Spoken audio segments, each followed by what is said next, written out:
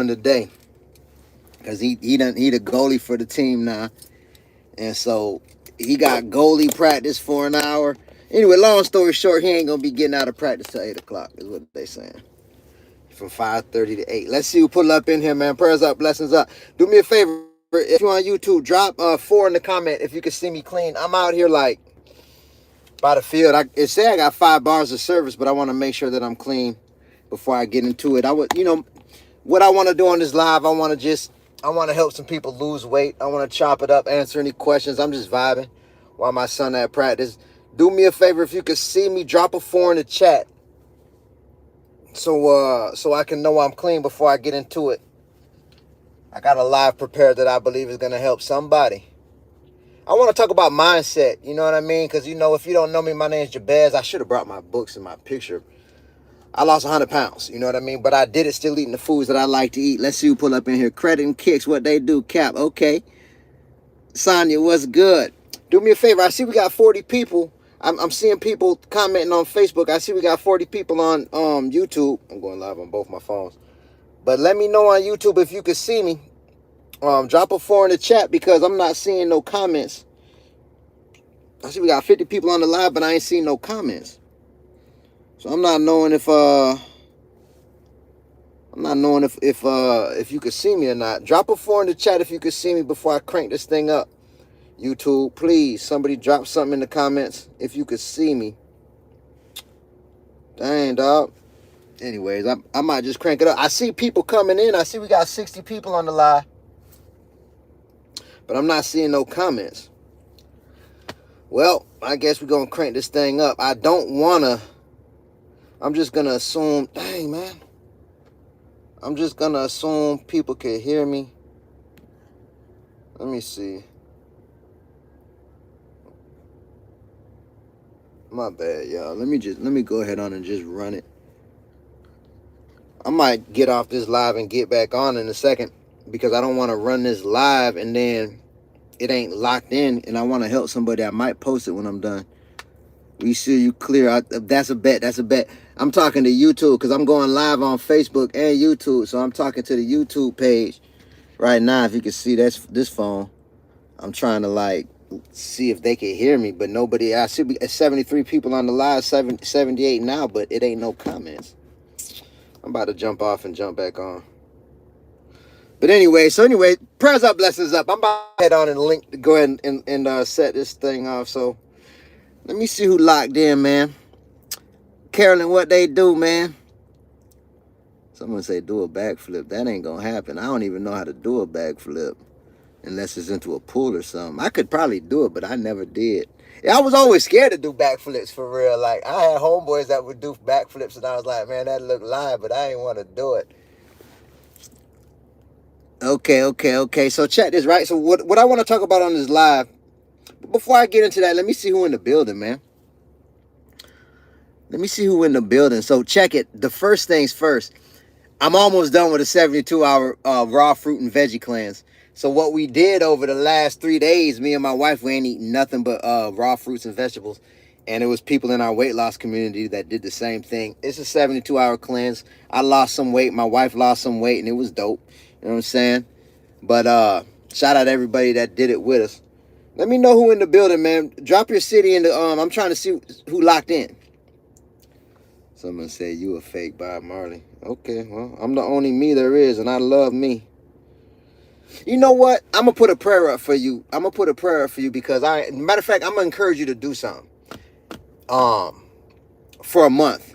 Try this for your happiness. You feel me? Try this for your happiness. Because I used to hate too. I ain't going to lie. I used to get on social media sometimes and I would put little slick things in the comments. So I can't act like I never did it. Or I would even do it to people's face. I would clown people and think it was funny and all of that. But then years ago, I was like, you know what? Let me just, to make a long story short, I was like, let me just start looking for things that I like in people.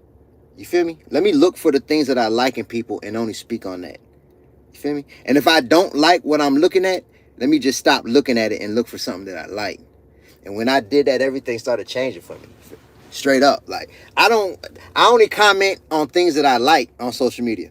I only give people positivity. And since I started doing that, my happiness went up. I wasn't that happy before. Like I dealt with depression, anxiety, anger, all of that behind, all the things that a lot of us have been through in life. But making that simple switch, like just making a decision for myself to like, okay, I'm only gonna comment on things that I genuinely like. So I'm looking for the things in people around me that I genuinely like. I started making more friends, started having better relationships. I started being happier throughout the day. That's a sure sign. That's a sure tell sign. When you see people in the comments hating or like being slick to you, that's a sure tell sign that they're not all the way happy in themselves, because happy people don't do that. Straight up. Happy people don't do that. You know what I'm saying? Happy people don't try to bring somebody down and laugh at it. That's not a happy move. So, for whatever it's worth, I hope that helped. Let me see who locked in. Carolyn, man, that's love. Love your content from Sebring, Florida. I see Sebring in the building. Yeah, drop your city in the comments, man. I don't absorb their negativity. Happy people don't do that. That's a fact. All is well. I love that. Peace and blessings, man. Drop your city in the comments, man. Let me see who locked in. Let me see who locked in, man. Oh, you know what? I'm tripping. This is YouTube. I'm thinking this phone was YouTube. This phone was Facebook. That phone YouTube. Drop your city in the comments. Drop your states, man.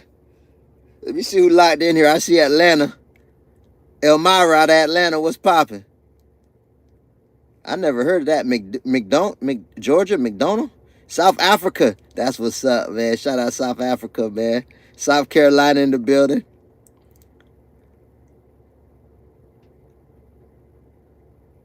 Let me see. San Francisco. Hefe, what they do? All right, let me try this one more time. Let me see if this works. Let me check the settings. Advanced settings. So what I want to do on this live, right? I want to talk about mindset, because first of all, I want to help some people lose weight, and I think this is going to help. So let me ask you this: if you have a goal to lose weight, drop a 4 in the chat. If you got a goal to lose weight,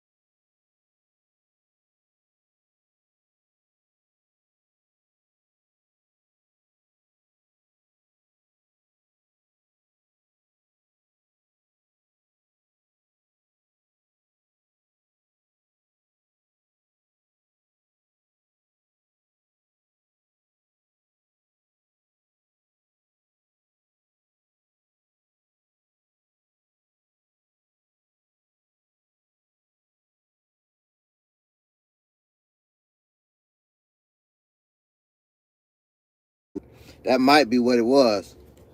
Now let me see. Let me know. Can you hear me now? If you can hear me now, let me know.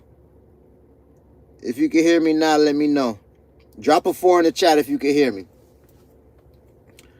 Okay, bam, we back. I was hooked up to the Bluetooth. It must have hooked up to the car. So anyway, so check it, right? So the point of this live is to help people lose weight.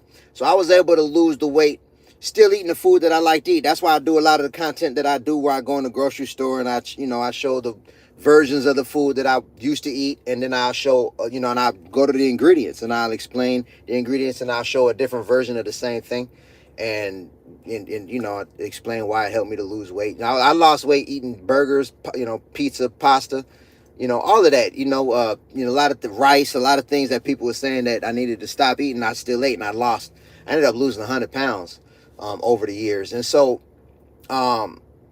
there's that. But really, the reason why I was able to lose weight, when I look back on it, is because I realized something about the way I was thinking. So the whole thing happened inside my mind first. And so when it comes to helping people lose weight, chapter 3 of my book is actually titled Mindset. you know, because I feel like it's the most important part of the whole process. If somebody's not ready in their mind to lose weight or to make a change in their person, it ain't gonna happen. You get what I'm saying? And so this is something that I wanted to explain, right? And I think this is gonna help somebody. So I was able to do this not realizing I was doing it. I came into the awareness of this more recently. But this is really, when I look back on my life, this is why I was able to lose weight and why I'm in the position that I'm in right now. It's because I changed my person. I changed my person. I became a different person. And so let me explain what I mean. So my person is the way that I show up in the world, right? My person, it reflects my actions and my words. That's it. Like the way that I come into the world, my body language, my actions, the things that I do with my time, and the words that I'm using, the way that I'm using my words, that's my personality, right? And so my person, based on my actions and my words, and also my thoughts and my emotions, that's my person. That's going to affect my reality. The reality that I find myself in, regardless of whatever it is, whether it's good or bad, whether I'm successful or unsuccessful, whether I have great relationships or bad relationships, whether I have a great relationship with God or a bad relationship with God, well, however you want to look at it, it all boils down to my personality, my person, the person that I am, which is the thoughts that I'm thinking. And these are the things that are in my control. The things that are in my control are the thoughts that I'm thinking. And also the thoughts that I'm thinking is going to affect my emotions. So the thoughts that I'm thinking affect my emotions. And then my emotions and the thoughts that I'm thinking affect my words, my body language, and the actions that I choose to take throughout the day. If that makes sense, drop a 4 in the chat. I'm going somewhere with this. This is mindset. And so what I'm doing is, because at the end of the day, everybody as individuals has to master their own mindset. If you don't master your mindset, you'll never get where you want to go until you understand what to look for inside yourself. Okay, I see the 4 dropping mink. What they do, LV, what they do. Dang, man, I wish I could see the comments on Facebook. I can't even see the comments. I don't know if anybody commenting. I can't see them for some reason. But anyway, so there's that. So that's my person affects my reality. And so this is where the word personality comes from. I really believe that my person, the person that I am, behind my thoughts, my emotions, the words that I choose, and the actions that I take, that molds my reality. So let me explain. So I want to talk about the things that I can control and the things that we can't control. The things that we can control and the things that we can't control. And I want to give an example of my life so you could maybe connect it to your life and you could start being more aware of your thoughts and you could get yourself where you want to go in life, because it really everything really comes down to this awareness. And then you can really go through time and be aware of this and get where you want to go in life. I'm telling you. So my personal reality, when I'm thinking my thoughts, right, I can control that.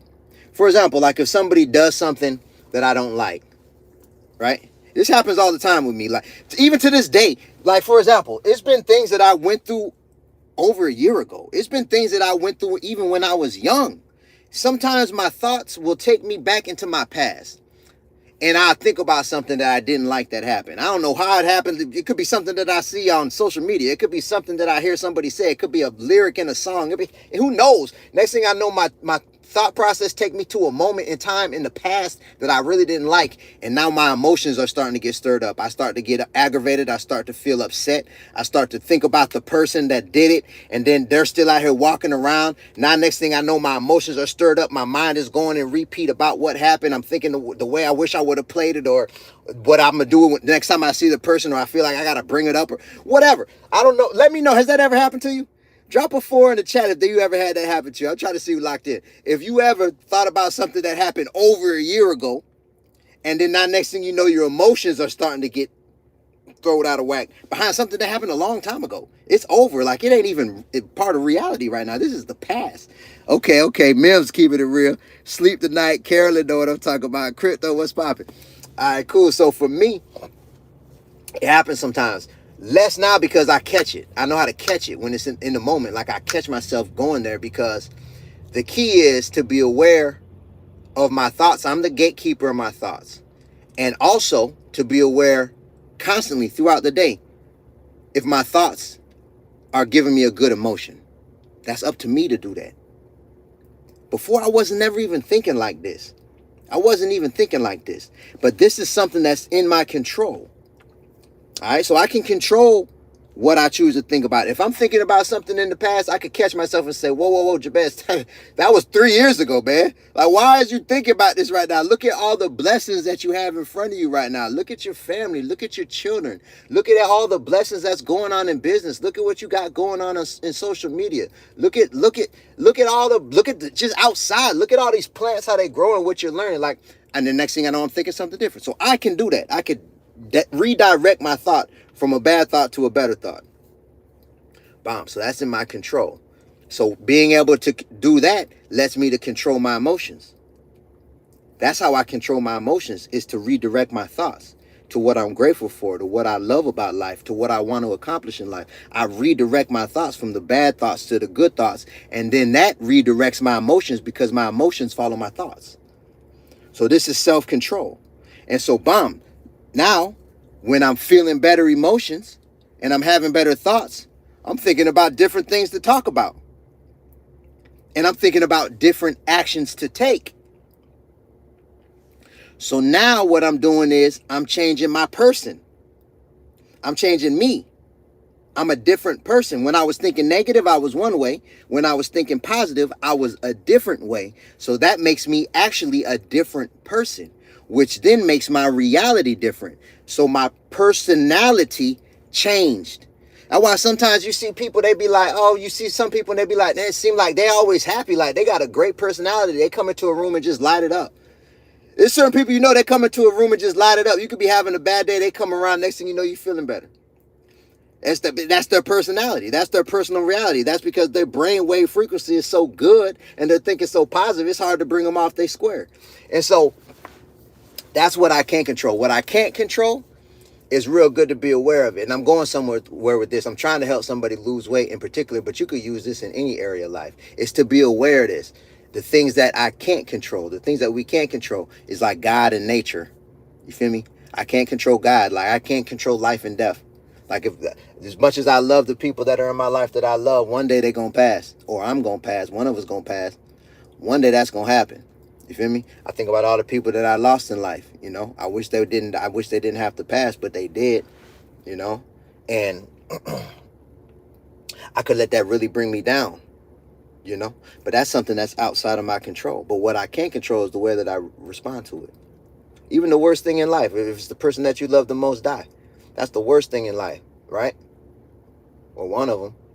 But even that, it's the way that I'm thinking. What I do when someone passed, I give myself that day to grieve when I find out, right? When I find out, I give myself that day to grieve.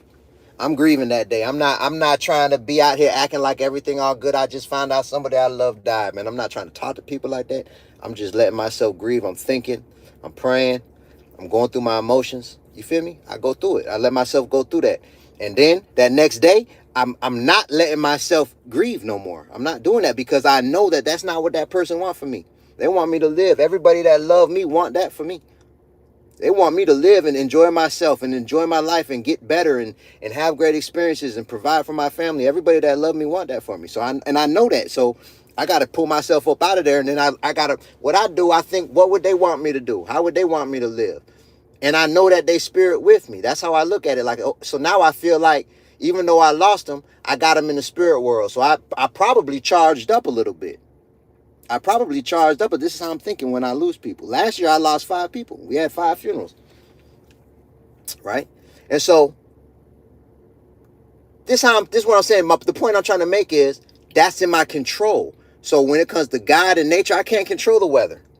You ever have a day when let me know in the comments, drop a 4 if you ever have this. Like you had a day where you had plans on going out and doing something, and then it started raining and you don't do it because it rained. Drop a 4 if that ever happened, or if the weather you might go on vacation and you on vacation and it's raining and you like, dang, it's messing up your whole vibe because of the weather. Drop a 4 if that ever happened to you in your life. If the weather ever affected your mood. Drop a 4 in the chat if that ever affected your life, man. Let me see who go keep it real. Because I done let that happen to me a lot of times in my past. Damn, I wish I could see the comments on Facebook. I don't know what's going on Facebook. If you commenting right now, I see it's people on the live, but I can't see the comments. But I love the rain. Yeah. So, it's like that. So, with the rain, I feel like blessings come in the rain. I love the rain. If it's raining, that's great. I got options. You know what I mean? If it's sunny, that's great. I got options. And so, but the point is that those are things that are out of my control. It's the weather, and it's like acts of God. You know what I mean? And so, and then other people. Other people is out of my control. Other people's personalities. Other people's personal realities. Other people's person, which is the things that they're thinking and the emotions they having behind their thought process and the words that they choosing to use behind their thought process and emotions and the actions they choosing to take. That's other people. And sometimes I might get caught up in the cipher of what they going through because we in each other's presence at that time. So it could throw my whole vibe. Like if I'm trying to lose weight, they might not be trying to lose weight. You feel me? They might not even care. They might not even be overweight, but they eating food that that I know is gonna make me overweight. It's gonna make me put more weight on. They might be in my family. I might want them I might want to eat one thing and they don't want to eat that. So now it's like it might be my wife. It could be my kids. It could be if I'm living with family members, whatever. It could be roommates. And so I might be trying to ask them to make some changes so it's easier for me. And they might not want to do that. And they might get slick. So now I could let their personal reality affect my personal reality. So this is a thing that's real. But I don't have to let their choices, their thoughts, and none of that affect me. I don't have to let it. That's in my control. The way I respond to it is in my control. Sometimes it's harder than other times, but it's in my control. And so let me give you an example. Let me see. Matter of fact, who's on this live right now that want to lose weight? I feel like I broke that down good. I lost 60 pounds. Congratulations. Ain't nothing. That's live. Drop a 4 in the chat if you got to go to lose weight. Let me see who locked in right now that want to lose weight, because I'm about to break down how to use this awareness of our personal reality and the things that are in our control and the things that are out of our control to change our mindset to make it easier to lose weight. Because really, it's all right here. It's all right here. Tony, I see you, man. Lawanda, what's popping? LV, what's good? Okay. AV, what's popping? All right, so check this, right? I'll give you an example of me, and then hopefully you can relate this to your life. Because the best thing I could do is talk about myself and what I went through. So when the first thing I ever did, the first thing I ever believed, should I say, that was really making me get overweight, I thought it was all fast food.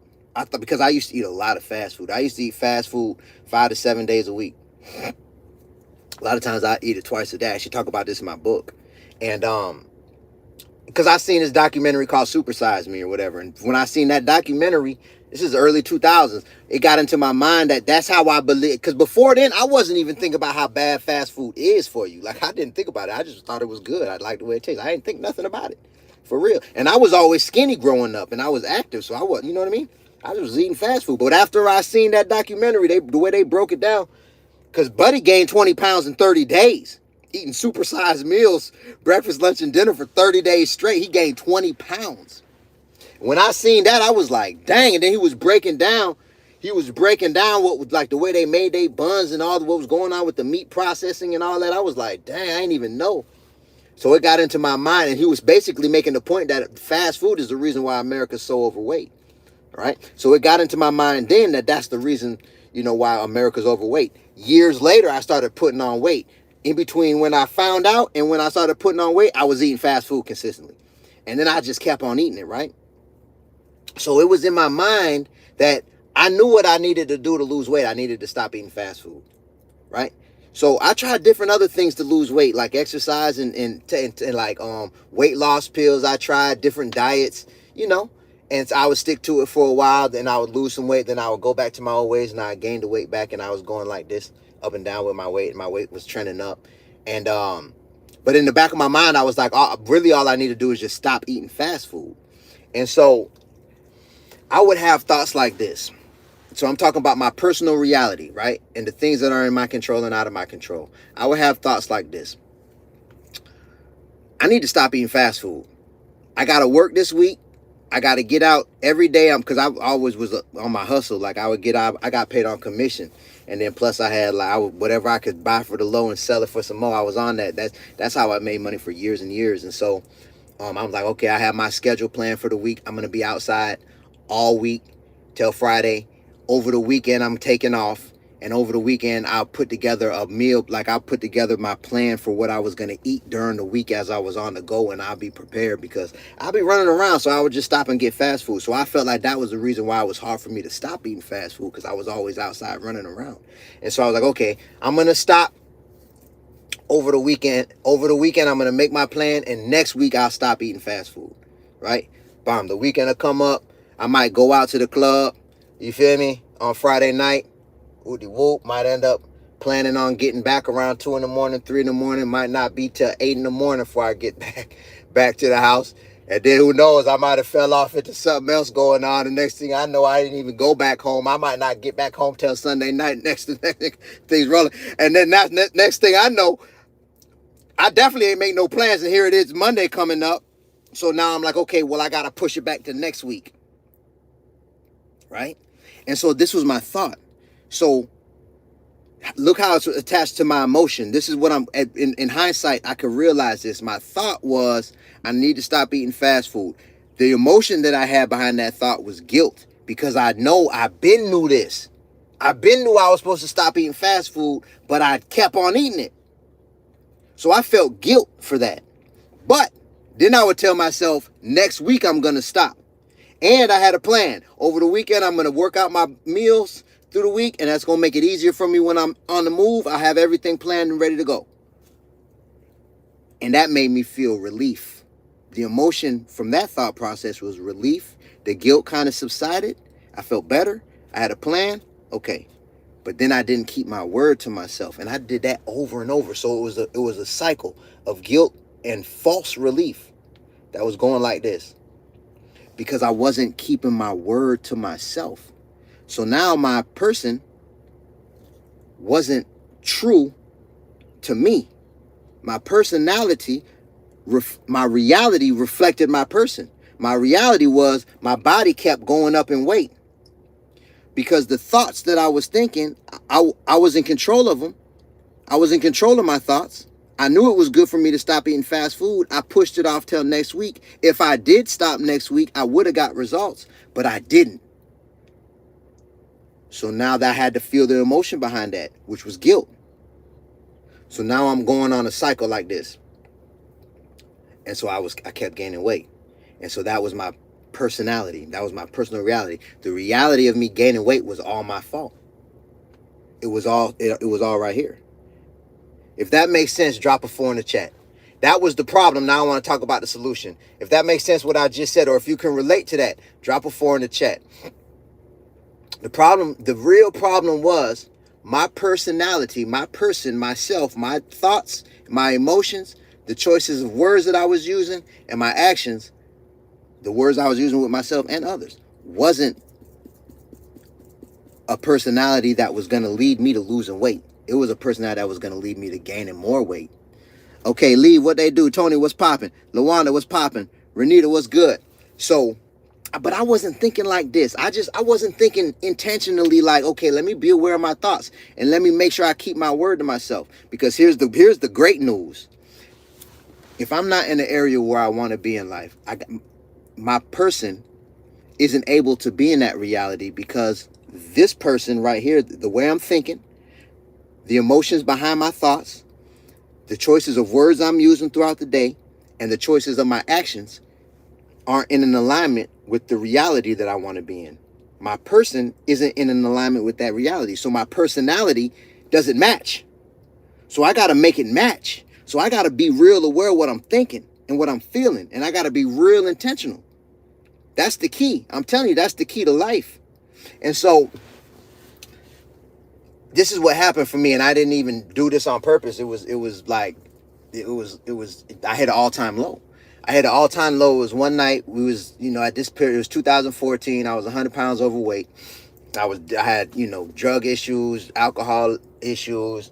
I was a functioning addict in a lot of ways, and I was at an all-time low. I was just emotionally at an all-time low. Um, just what it was, you know what I mean? And so one night, I'll never forget, my wife, I talk about this in my book. My wife poked at my chest. She started laughing, and she was giggling, poking at my chest like this. She giggling. So I'm like, what's so funny? She giggling, laughing, poking at my chest. You know what I mean? And she just keep giggling. I'm like, what's so funny? She was like, dang, babe, you getting titties. She told me that, man. My wife told me that. She was like, dang, babe, you getting tits. And she told me that. She told me that as a man. She told me that. She was like, dang, babe, you getting tits. And was laughing. And so I got real emotional. And it was something about the way I felt when she told me that. It was one of the worst.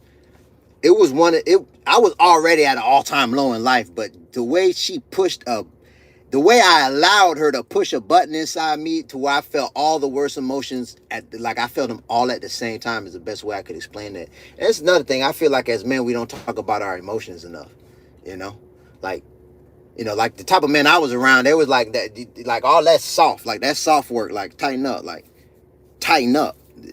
That was the type of like conversations I had around emotions, with a lot of people was just like tighten up, like get out your feelings, bro, like for real. Get out your feelings. I done heard that so many times. If you ever heard someone say, get out your feelings, drop it for the chat. If you ever heard someone tell you, get out your feelings, drop it for the chat. That's the dumbest statement ever, man. How you gonna tell someone get out their feelings? That's impossible.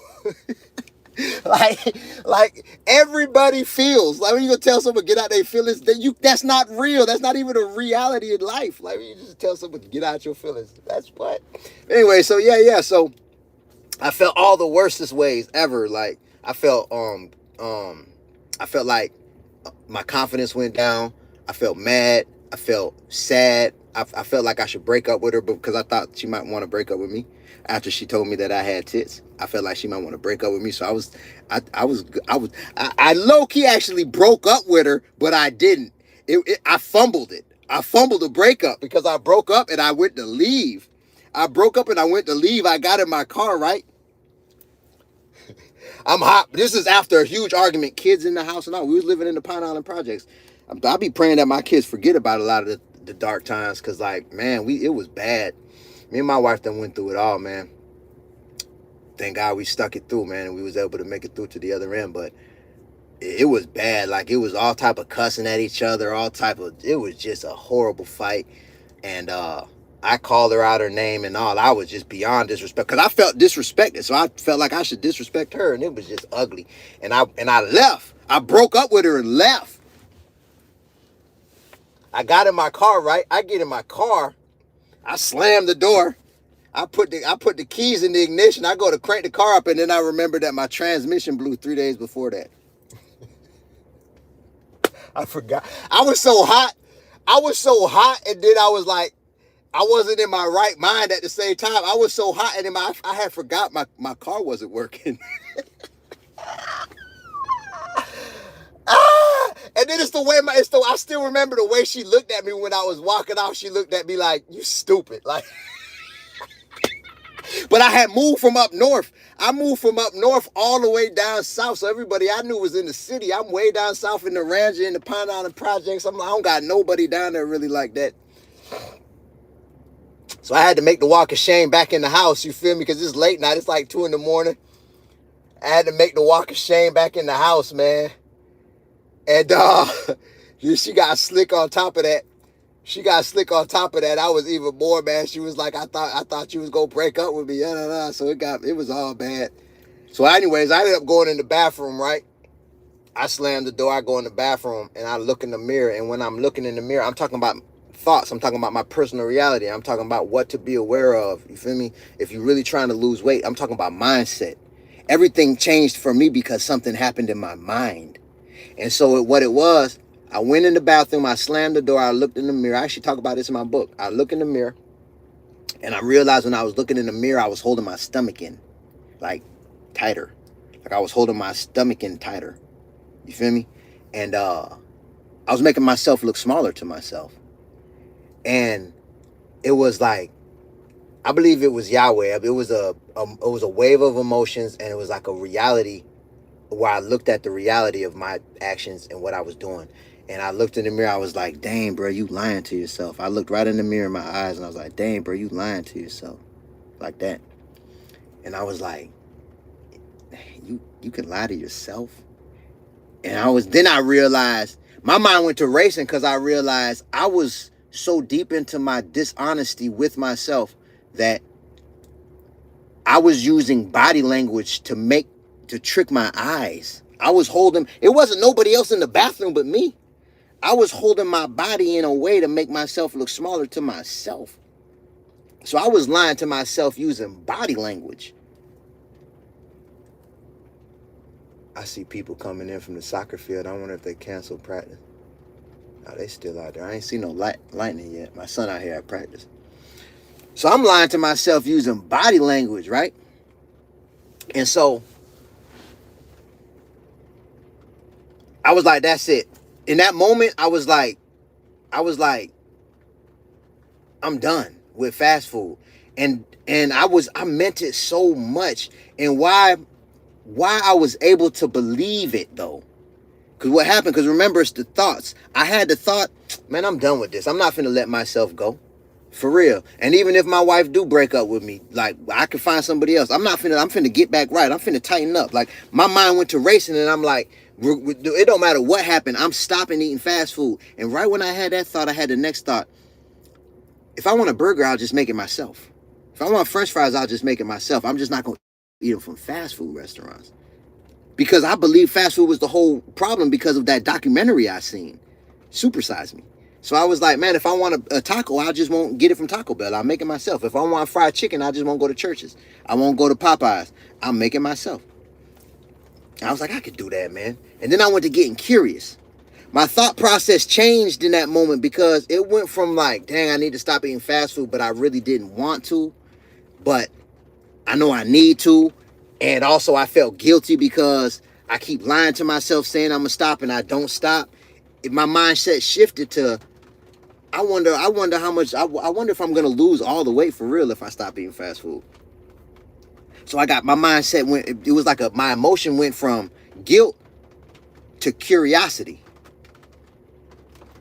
I wasn't even aware of this. If I would have been aware of it, it would have been better at the time. But my thought changed to, okay, I'm really serious. I'm done eating fast food. I'm not waiting for next week. I'm starting today.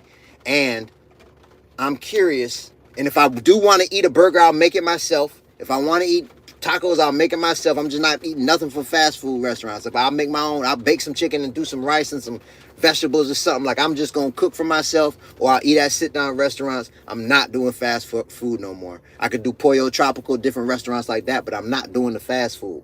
That's how I'm thinking to myself. So I'm like, okay, I'm going to weigh myself every day. I'm done. I'm done with the fast food. And then what happened was I did it. I didn't eat fast food no more. So I kept my word to myself.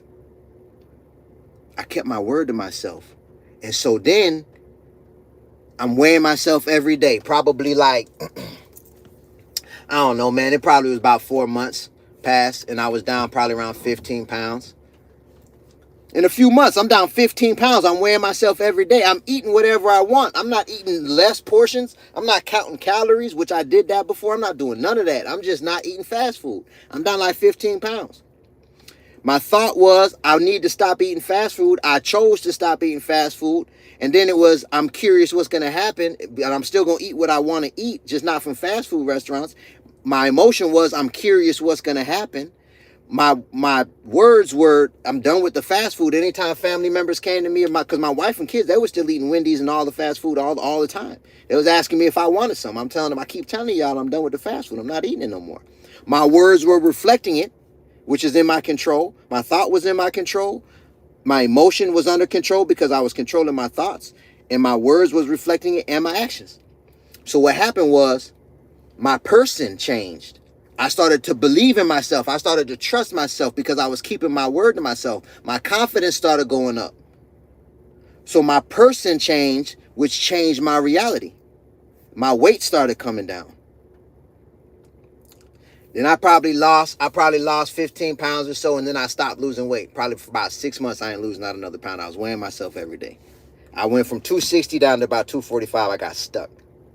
Right there, and I was like, dang. I thought it was all the fast food fault. I really believe that. That's another thing about false beliefs. I talk about this in my book, and when it comes to mindset. False beliefs. We got to be careful with what we think we know that we haven't put to the test. I just knew that it was fast food was the reason why I was overweight. That thought got into my mind from that documentary, Supersize Me. And so 6 months went by. I didn't go back to eating the fast food though. I didn't go back. I kept my word to myself. I will never eat fast food again. I'm done with it. So I kept my word to myself, right? Bam. 6 months go by. Then I see this documentary. To this day, I don't remember the name of it, man. But I never forget the day I watched it.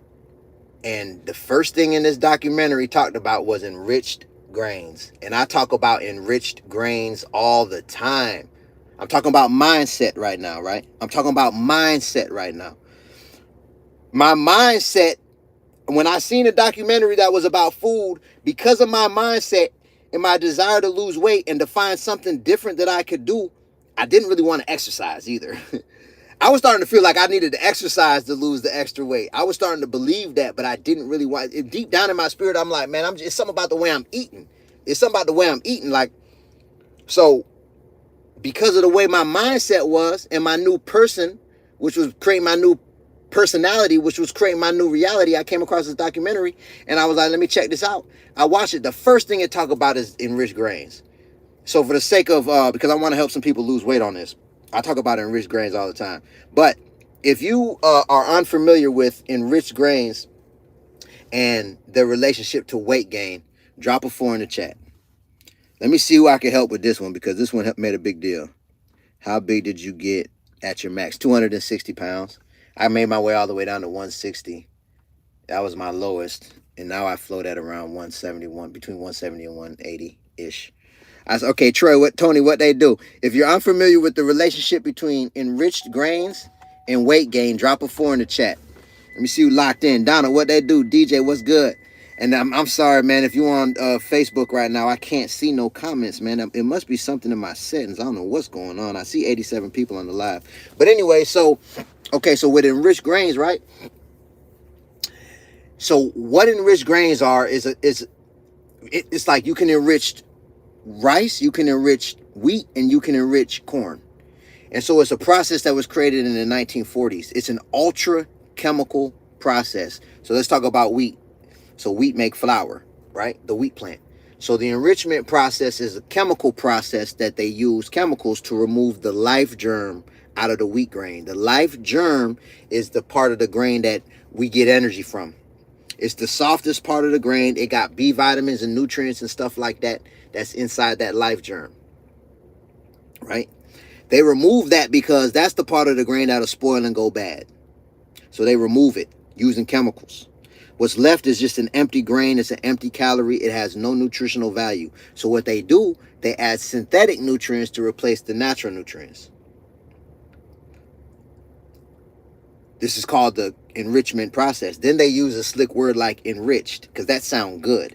Like if you hear enriched, to me that sounds good. Like I used to see it like enriched rice and enriched. I'm thinking that it was just fortified and it made it better. Like I'm thinking enriched was good. No. So it's synthetic. Our bodies, it's hard to break it down. There's zero life force energy in it, and it's hard for our bodies to break down these synthetic powders. And so it leads to weight gain. So when I learned that, I was like, dang, that's crazy. Good news, though. In the documentary, they show how in the grocery stores, they'll sell the enriched grains, but in that same section, they'll sell grains that wasn't put through that enrichment process. And how you can know if something was enriched is you got to read the ingredients, because they have to list the synthetic nutrients added to it. So if it's anything, if it's a flour that's been enriched, you'll see it in the ingredients. It'll say the type of wheat grain. So it might say wheat flour. And then it'll say thiamine mononitrate, riboflavin, folic acid, enzymes. You know what I mean? It'll say all the synthetic B vitamins and nutrients that are added to it right after the wheat. That's how you know that it was put through that enrichment process. If that makes sense, what I just said, drop a 4 in the chat. I want to make sure that lock in, because this is something you could do today. Just stop eating enriched grains, and you'll start losing weight. Especially if you were like me, I was eating enriched grains every day. I didn't even know. Okay, Renita, what's popping? Darius, what's good? So check it, right? So when I learned about that, they like, okay, all you want to do, okay, for example, when it comes to wheat, just get a wheat that wasn't put through that enrichment process. Get a wheat flour that wasn't put through that enrichment process. You'll see in the ingredients, all it'll say is like durum wheat semolina or whole wheat. And it won't say thiamine mononitrate, riboflavin, folic acid. It won't say none of that. It'll just say whole wheat, or it'll say durum wheat semolina, or it'll say hard red wheat flour. That's it. That's a natural flour that wasn't put through that enrichment process. Or same with rice. Like instead of getting the white long grain enriched rice or the parboiled enriched rice, which it'll just say them same synthetic nutrients in the ingredients, you can just get a natural jasmine rice or a natural brown rice or a natural basmati rice. All it'll say is just the type of rice in the ingredient. Same with corn. If it just says corn, you got cornmeal, you got grits, things like this that are made with corn. It'll just say that in the ingredients. And then it's all the things that flour make. Flour make pizza crust, bread, donuts, snacks, all type of, when I learned about this, what I did, I went to my pantry, right? So now remember, I'm having a different thought process. My person is changing my reality, so my personality is different now. So I'm hearing this information from a different lens. I even just thought to take the time. The old me would have never watched a documentary like that. I was trying to figure something out because I wasn't losing no more weight. So okay, bomb. I got a new personality, so my reality is starting to reflect that. Okay, bomb. So now I'm like, okay, I go and I look in the pantry. The bread, we got Nature's honey wheat bread in there, is made with enriched wheat flour. I see it right in the ingredients. You see the thiamine mononitrate, riboflavin, folic acid. The pizza that we had in the freezer, made with enriched flour. The rice, we had enriched white rice. We had parboiled enriched rice. The pancake batter was made with enriched flour. We had little Debbie snacks on deck and Oreo cookies and all of that. You know what I'm saying? On deck, the burritos, the taco shells, the burrito shells, like the wraps.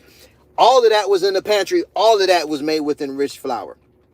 The flour that we bought was the Pillsbury enriched flour. The Pop-Tarts. I used to love Pop-Tarts. Pop-Tarts was made with enriched flour.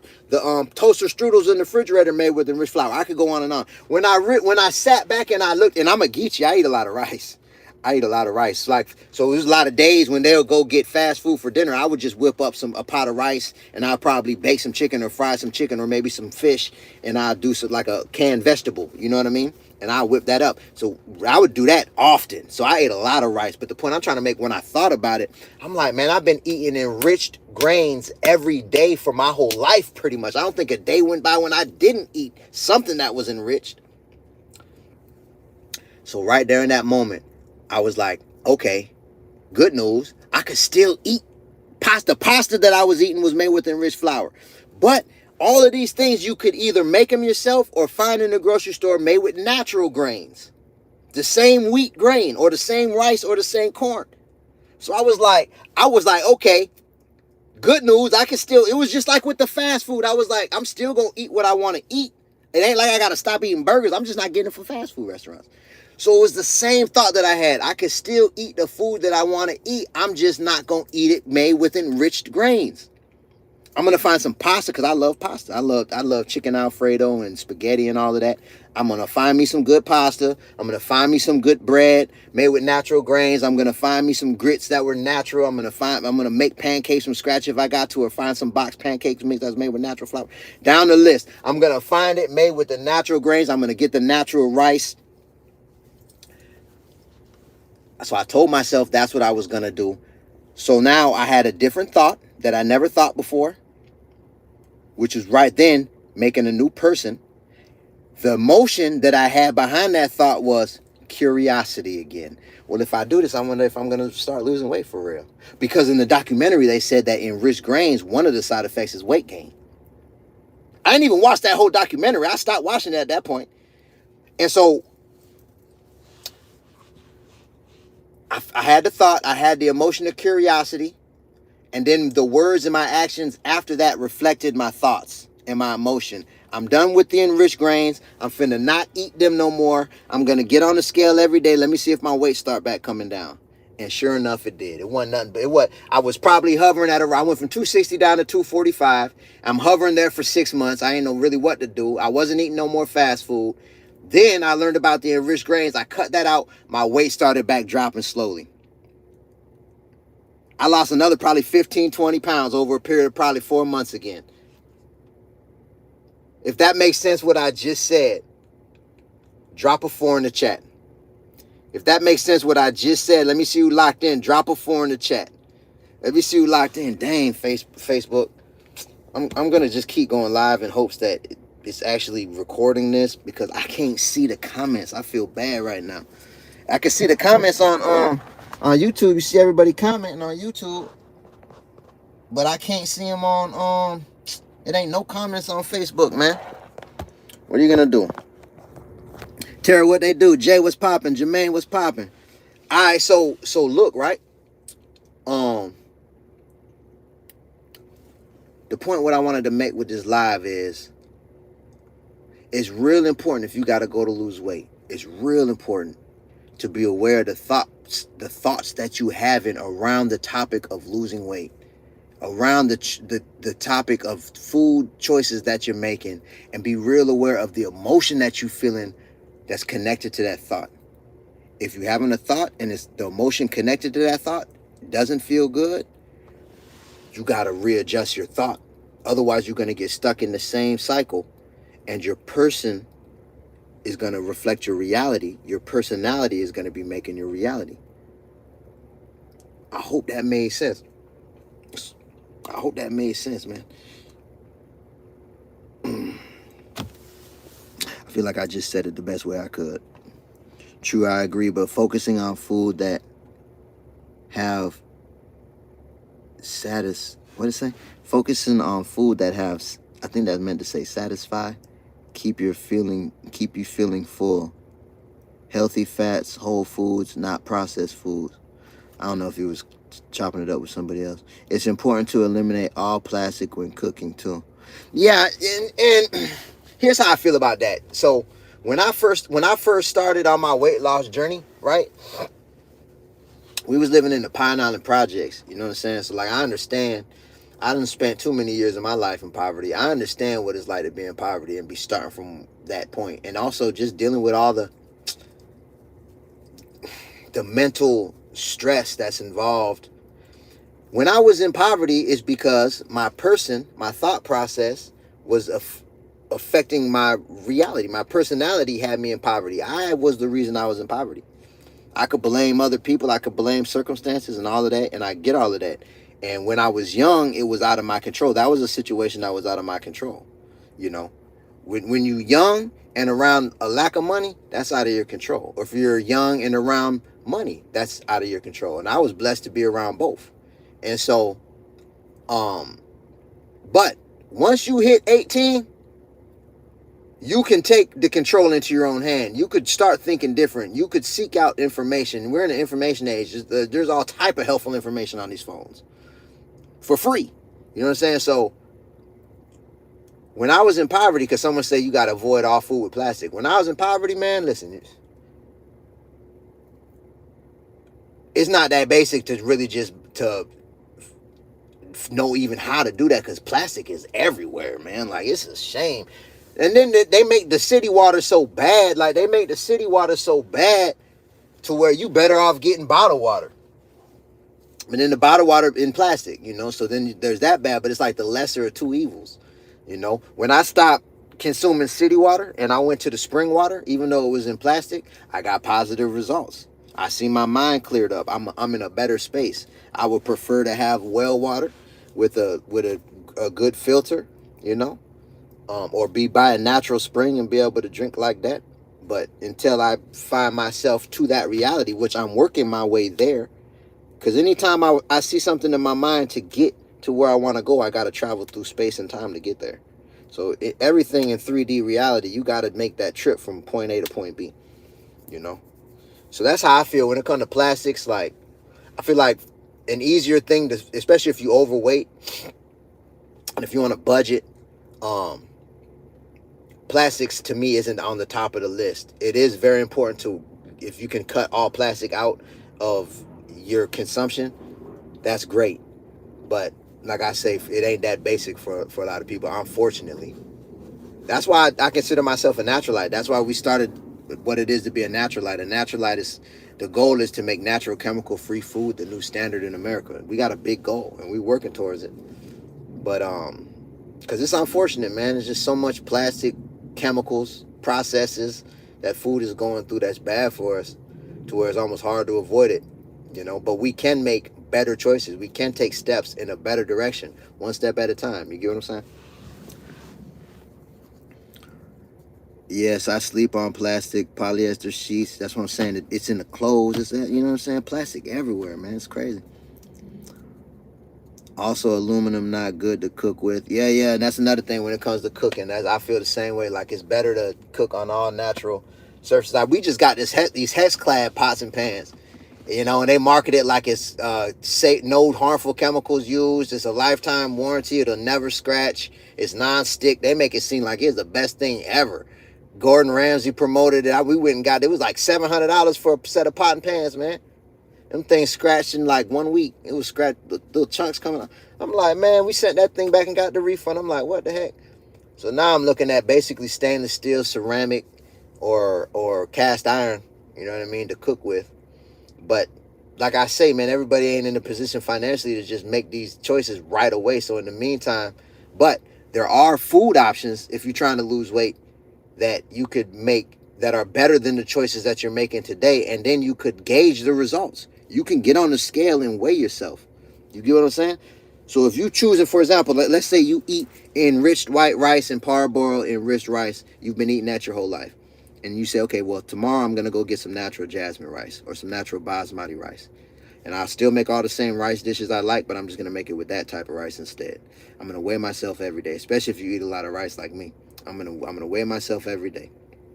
If you do that and your weight start coming down, then you know that you're making a step in the right direction. If you do that for a few weeks and your weight don't budge, then you know that this ain't really real. And that's my whole thing, is just making realistic steps in the right direction. My bad, Facebook. I'm about to jump off because I don't like not being able to see the comments.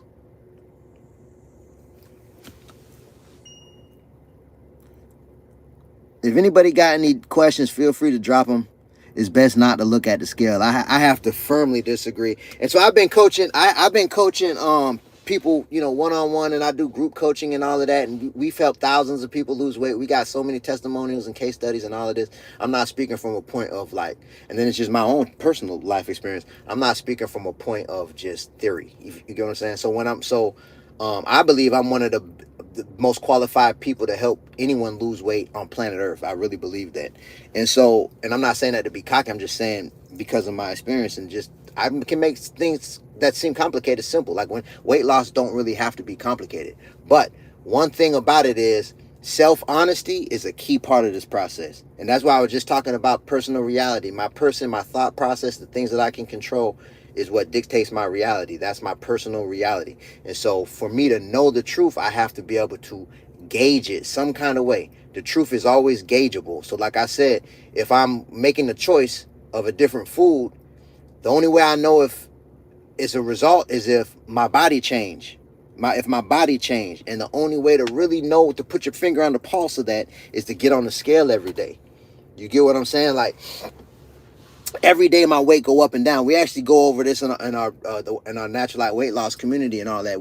Everybody gets a journal. We actually sell the journals. It's the Naturalite guided weight loss planner, but it's a daily journal that we go through, and it's a process, and it's real simple. But every day in the morning we weigh ourselves, and every day at night we weigh ourselves. And we do that because every day our weight go up and down. And we also take notes of what we ate and the ingredients of what we ate, so we're aware of our food choices and the way that it make our body fluctuations happen.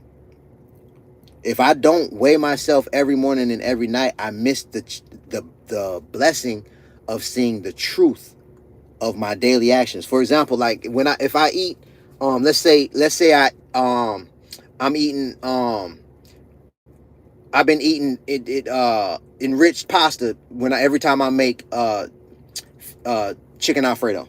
Let's say I eat enriched pasta every time I make chicken Alfredo, right?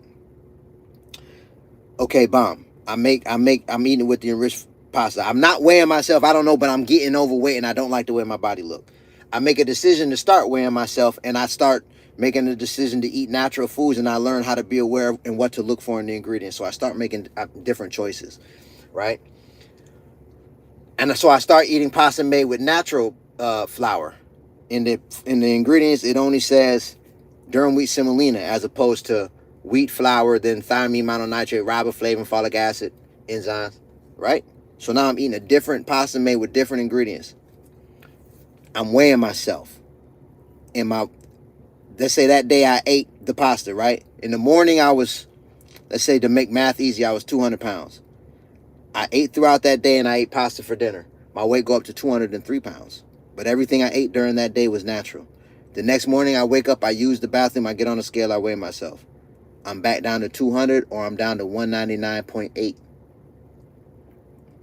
Okay, that's one example. Now, time passed and we got to go out to eat. I'm eating at, let's say, the Olive Garden. Let's say I'm 195 when I go to the Olive Garden and I want some chicken Alfredo. Their pasta's made with enriched flour. But I'm like, okay, I'm going to take a cheat day. I eat the chicken Alfredo. I eat the chicken Alfredo. Cool. I weigh myself that night. That morning I was 195. I weighed myself that night. I gained 3 pounds. I'm 198. The next day I use the bathroom. I weigh myself. I'm 170. I'm 197. As opposed to when I ate the non-enriched flour, I put on 3 pounds, but when I used the bathroom that next day, I dropped it right off me. So it came in and went out. So now I'm looking at the scale and I'm saying, oh, my body responded different today eating the enriched grains. I see it in the scale. Because what I learned from weighing myself every day, I know how long weight going to stay on me. It's going to take 2 to 3 days. Anytime I eat something enriched, it's going to take 2 to 3 days for that weight to come off me. If it's not enriched, it's coming off me the next day or later, depending on if I ate a lot that day or whatever. It might come off the following day. The next day, usually the weight off me no more than the day after that when it's natural. So this is why when it comes to like when I coach people, I tell people straight up, and it's weird, it's funny, like when it comes to weight loss, it was the most common answer because I like when I was coaching people one-on-one, we'll get on a call like after they paid me before the coaching start. I will get on a call to set expectations, what to expect and everything, and to make sure we have a full agreement. Because it's a money back guarantee if I work with you. If you don't lose weight, you get your money back. You get what I'm saying? But you do have to follow the procedure. As long as you follow the procedure, if you follow the procedure and you can prove it, and I make it simple to prove it. If you follow the procedure and don't lose weight, I give you the money back, no pressure. You feel me? We guarantee 5 pounds or more in the first 30 days. We've had people lose over 15 pounds in 30 days. But people will say the same thing. They'll be like, because I'll tell them the whole procedure, and I'll tell them, look, we're going to weigh ourselves every morning and every night, every day.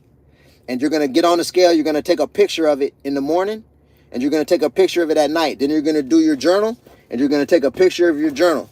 You're going to send me those 3 pictures every night. It's only 15 minutes worth of work. It's not a lot, but I need to be able to see that information of what you ate. I need to be able to see how your weight is fluctuating, so this way I can help you. So I tell people like that, right? At least half the people say the same thing. Well, what I want to do is just weigh myself the first day and the last day so I can see how much weight I lost. And I tell them, and I explain the way I just explained it. You're going to miss the whole opportunity of learning your body if you do that. And I'm not going to be able to help you do it the best way I can help you. So and I'm not trying to be slick or rude or funny or anything, but this is non-negotiable. If you don't want to weigh yourself every day, I'm perfectly okay with that. I can refund you I can give you your money back right now. Let me know what you want to do. I tell them just like that. Because that's how I feel. Like, if I'm going to be able to help you, I need to be able to see the numbers. I need to be able to see the data, and I want you to get results. So I got to be able to see the truth. If I can't see the truth, I can't help you. You know what I'm saying? So if you got to go to lose weight, I encourage you to fall in love with the truth of where you at. Be okay with it. Accept it. Look at it like an opportunity for the comeback story. You know what I mean? Look at it like how many lives you can help besides yourself from changing your person, changing your reality, and other people seeing it and being inspired. Just look at it, be grateful and want to see the truth of your actions. Want to look at it. It was similar like that for finances with me until with recently in my life. Like I didn't want to do a profit and loss statement, a P&L, and look at my balance sheet and my financial statement and really look at where my money was going and all of that, you know? But if I want to be financially literate and I want to be wealthy, I have to look at the truth of my choices when it comes to money. I got to look at the numbers, man, so I can make better choices. Someone say cut your hair, bud, to lose 30 pounds. That's funny. That's funny, man. I'm going to say, thank you for that. Makes so much sense. And it's all love, man. My doctor has me wearing every day for my heart. See, that's smart. That's smart. Maxine, that's lie. That's just confirmation. Stop with the messy comments. If you don't want to be here, leave and enjoy your day doing what you enjoy. That's good advice, Terry. That's good advice, man. But here's the thing, like the old me, I'll get caught in the cipher. I'll get caught up in the cipher of that, like the negativity. But I'm very good at controlling myself when it comes to that now. I came across a lesson, and it was a spiritual lesson about in Hebrew the word El is like God, and there's a L in everybody. I changed my name to Jabez El Israel. You know what I mean? I chose that name. I killed my old self, intentionally. Like people that know me from my past, like I had a lot of different names out here because I wasn't living right, and so I had names for different situations and aliases and all of that to make it hard just in case something were to happen to pinpoint what was going on. And I used to really live like that, man. And so it's like people that know me from my past and they'll call me my old name, like or people from my family call me my government name, or my family call people that really know me, my friends and family call me TJ. And I'm not TJ anymore. Like that's not me. I'm a whole new person. I have a whole different thought process. Just like I was saying in the beginning of this live, which are the things that I can control, my thoughts, which affect my emotions, which affect the choices of my words and my actions day to day out. That affect my personal reality. My personality changed completely. I'm a totally different person. So the reality that I'm living right now is a totally different reality. And it's just because I'm thinking different, intentionally, very intentionally. Like I'm overly intentional. And it's better like this. Like I just like life. I wish would have been taught this and known this like from a kid. I ain't have to go through all them hard times.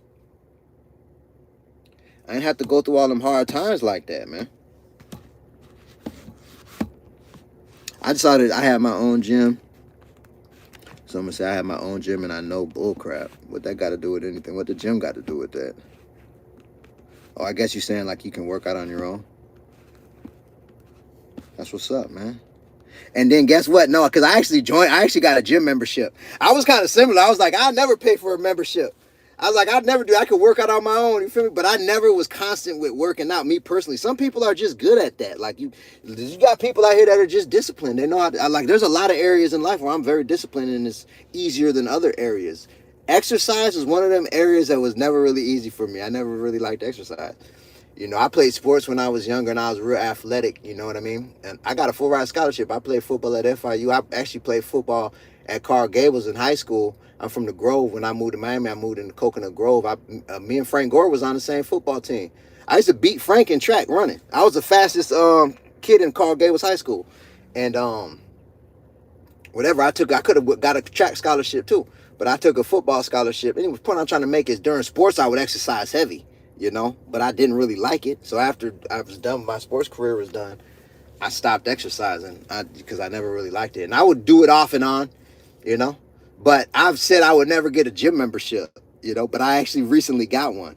Because I want to get cut. Like, I want to get back cut. I want to be in my 50s and 60s and be cut, like with a six pack.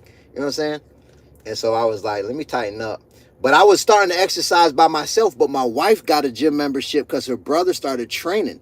Shout out my brother-in-law, Alan. He started training at Crunch down here. And Alan like a beast. Like, he's solid muscle. You know what I'm saying? So she paying for him to train her. You feel me? And so she was going to the gym and all of that. And she could bring someone for free. Like, so every day she'd be like, babe, you want to come? I'll be like, nah, I'm straight. And then I finally was like, you know what?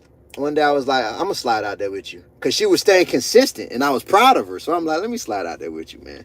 So I slid out there. I exercised. And I did more exercise than when I was exercising by myself at the house. And this is just recently, like over the last 90 days. I've been consistent for about 90 days straight exercising, which is the longest in a minute for me. And so I was like, I just noticed that, like, and why I think it was like that, because I was around other people, like, you know what I'm saying? Like, it'd be everybody being there working out. And so it'd make it easier to push myself. So I went there a couple of times, and I was like, because I was going in for free. Like, I could keep going for free off her membership, but I was like, I ain't like to have to show my ID and sign in and all that. I was like, man, let me just get a membership. I got a membership, man. So we went earlier today to the gym. Jabez, you were able to get healthy through clean nutritional changes. Yeah, I was able to lose the weight, and I want to be clear. In ways I don't, my lane isn't health. My lane is weight loss. You know what I mean? And so I want to be clear about that. I help people lose weight the same way that I lost weight. I wrote my book in a period of my life when my money was running low, man. It was during the pandemic. My money stopped, and I was trying to figure something out. And so I wrote, but I was working on myself at the same time. I never did so much personal development work as I did during the pandemic. I really took advantage of that time. And I made the choice to write the book to help people lose weight, to just explain. Because I was like, man, I lost 100 pounds and I was still eating what I like. And there's so many people that's grabbing stuff in the grocery store. I'm looking at them. They overweight. I know they ain't reading the ingredients. I know they ain't up on game like I am. I could just help them. It started making sense. So I was like, let me make it as easy as I can in a book. To make a long story short, I wrote the book called Life Matters, So Let's Eat Like It. And then I put a post up.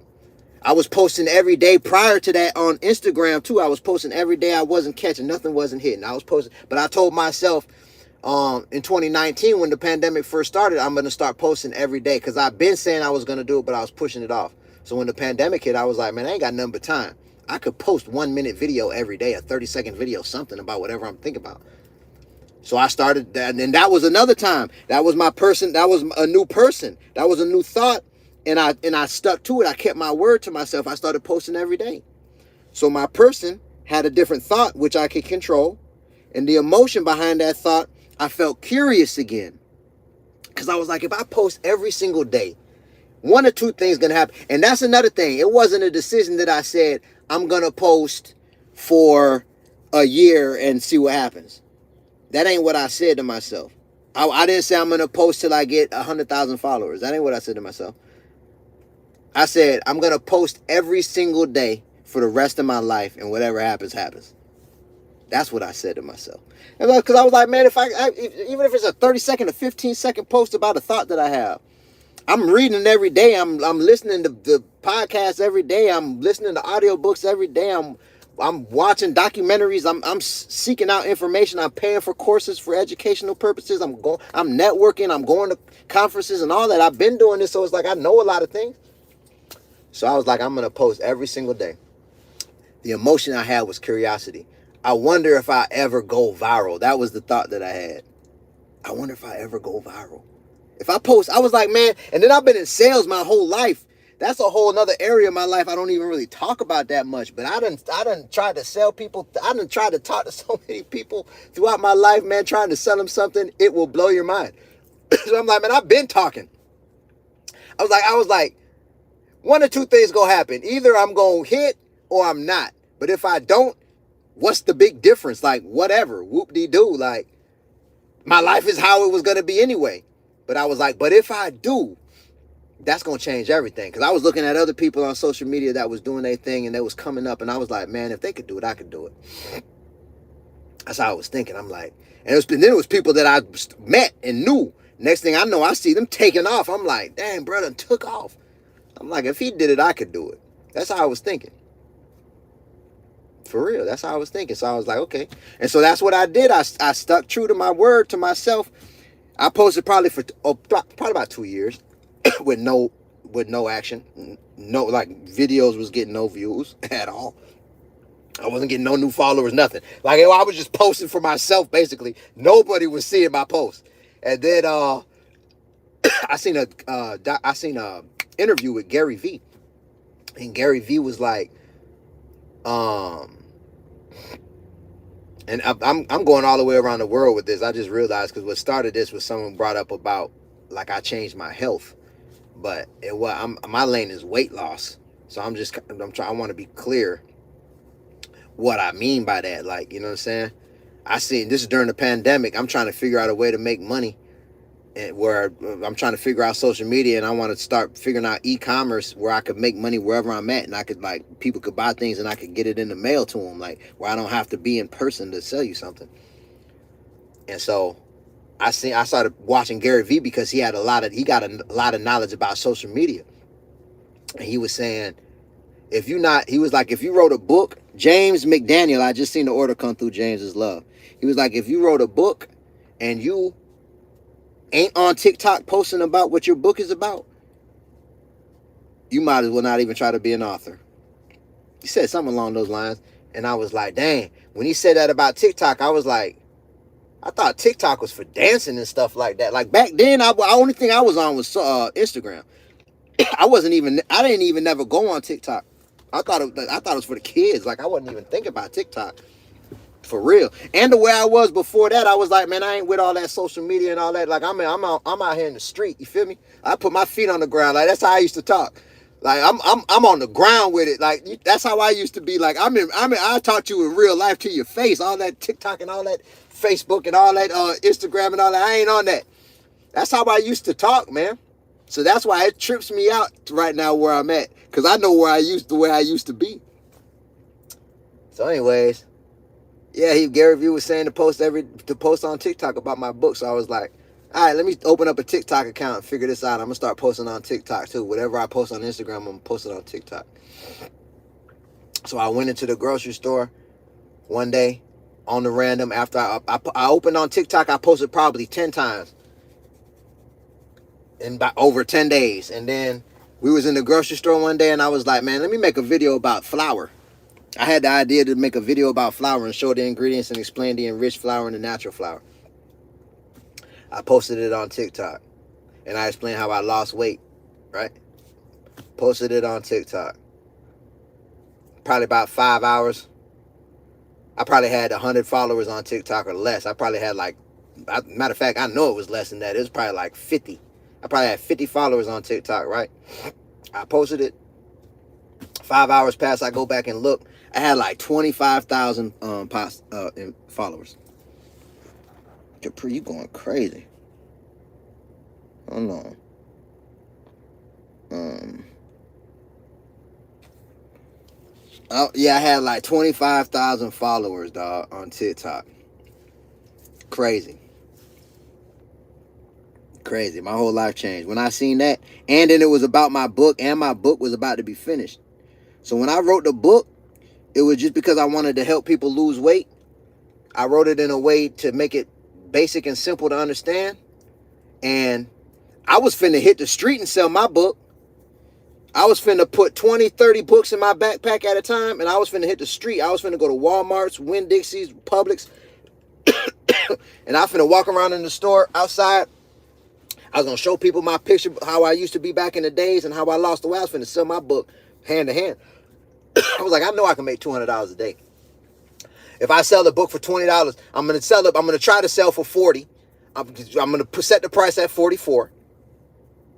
I'm gonna set the price at $44. You feel me? I'm finna holler at somebody, chop it up, start up a conversation, explain how I used to be overweight, whatever. I'm an author now. I got my book.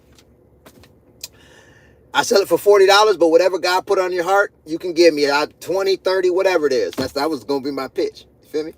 Even if they gave me 10, I'd be up because I was paying like $2.60 for the books when I print off 100 of them with the manufacturer. So I was like, I'll take 10. But if I sell 10 books at 20, that's $200. I'm up. If I do that 5 days a week, that's a stack. I'll be straight. I could get the ball moving. I keep on posting every day. If something shake on social media, that'll be great. That's how I was thinking.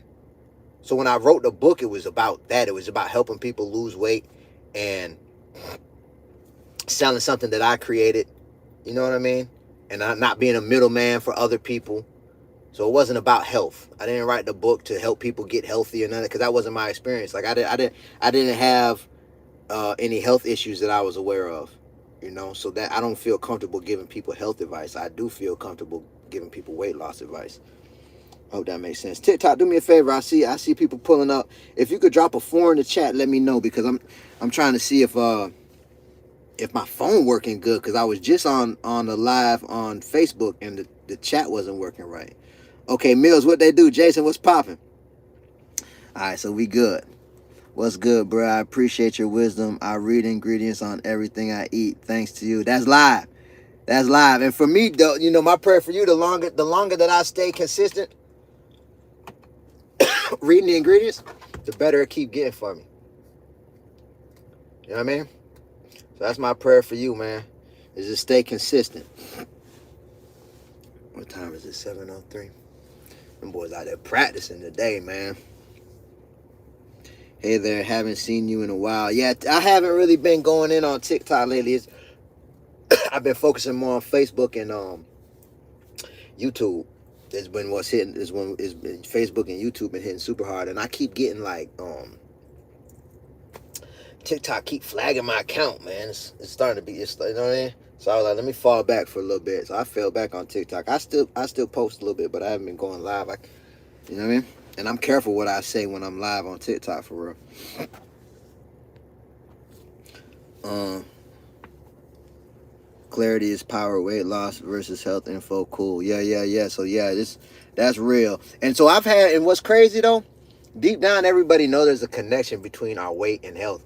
I actually tried to sell health insurance, health and life, and I didn't pass the test to get my license, but because that thing hard, man. I failed that thing, but I really studied. I tried to pass it. But anyways, one thing I do remember is the first question that you ask somebody when you pricing, like to give them a quote, is how tall are they and how much do they weigh? And then you could start working around that information to give them a quote of what they can expect to pay for their insurance. So that's how you know. That's how you know. That's for health and life. So that's how you know. For example, like I'm 6'1", so 211 pounds is the threshold. Once you cross that, 211, your premium going up. If you're under 211, it's way more manageable. Over 211, you might well not even try to get insurance at that point until you lose some weight, because they're going to wax you. They're going to wax you. That's how I know. That's how, you know, it's a connection between weight and health and life expectancy. Bro, you saying anyone can check yourself before you... Bro, you saying anyone can what? Gaurav, what you mean by that? I'm saying anyone can.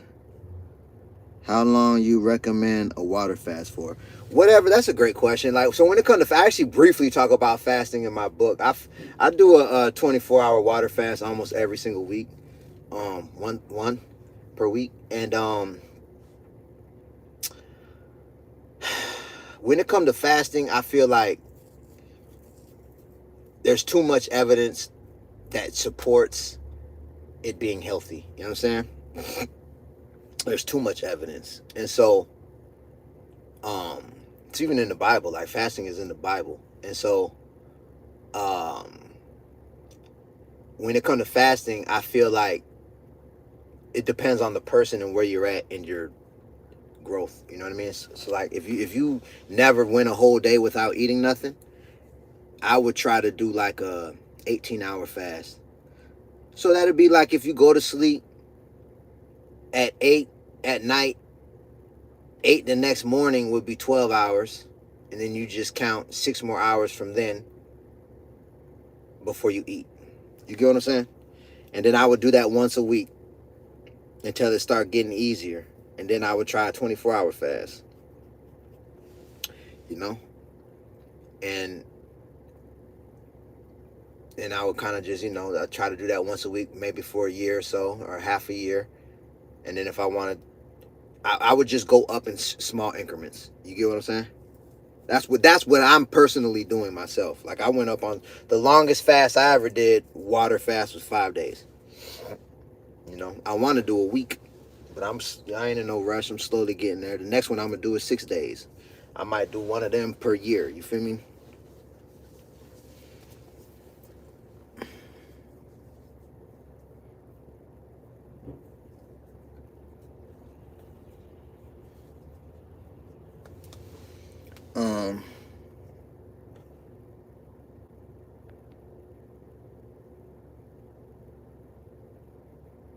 Yo, bro, you from Miami? Yeah.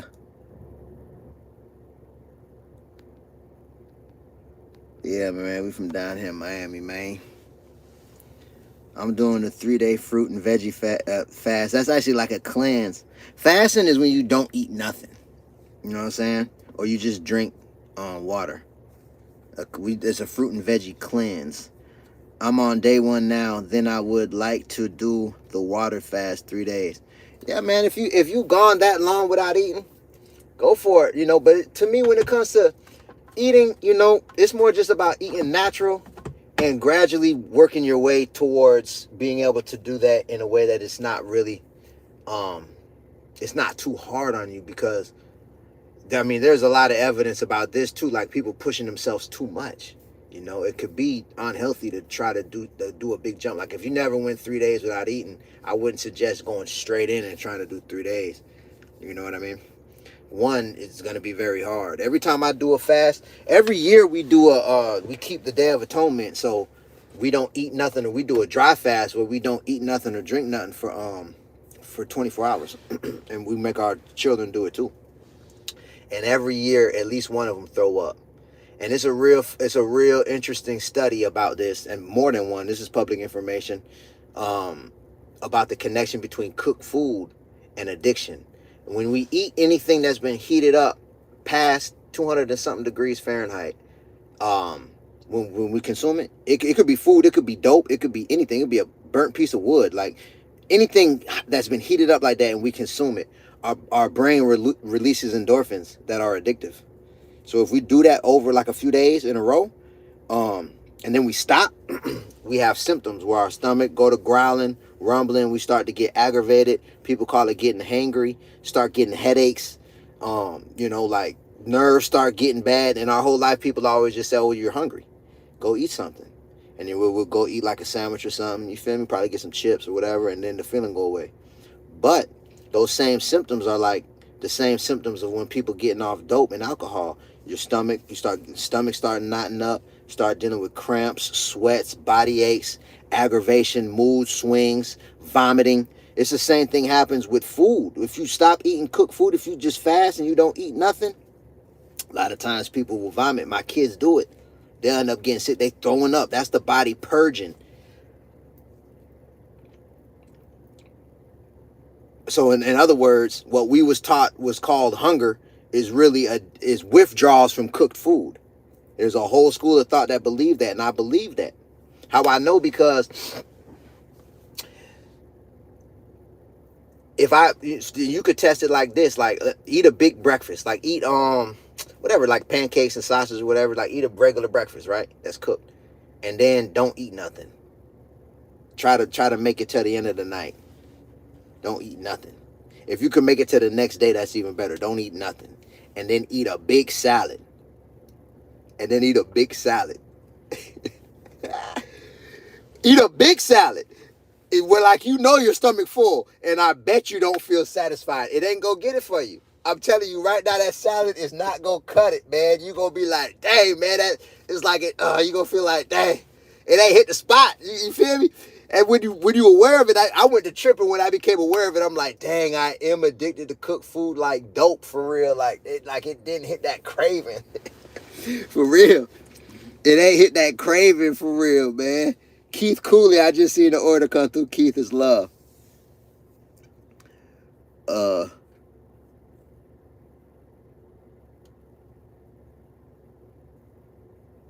Let me see. How do you advise to best start without having severe symptoms? Like I said, it's a gradual thing.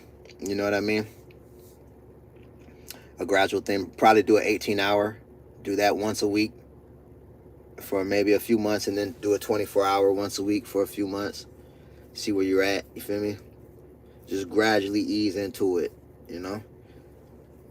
Because it's still gonna be hard. Like, you gonna have them symptoms. Like, it ain't no way around it. Every time I fast, every time I, you know what I mean, or I do a cleanse where I'm not eating nothing cooked, it's a challenge.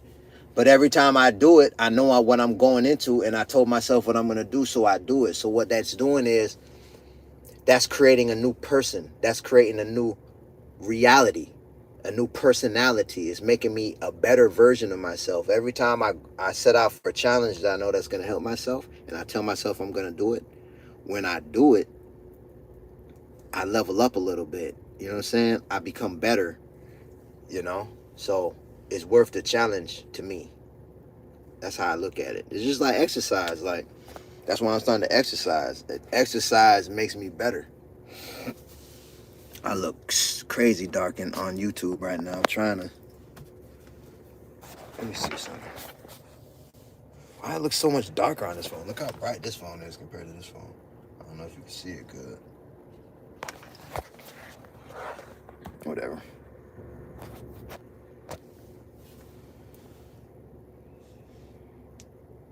Thank you for sharing about enriched food. It's all good.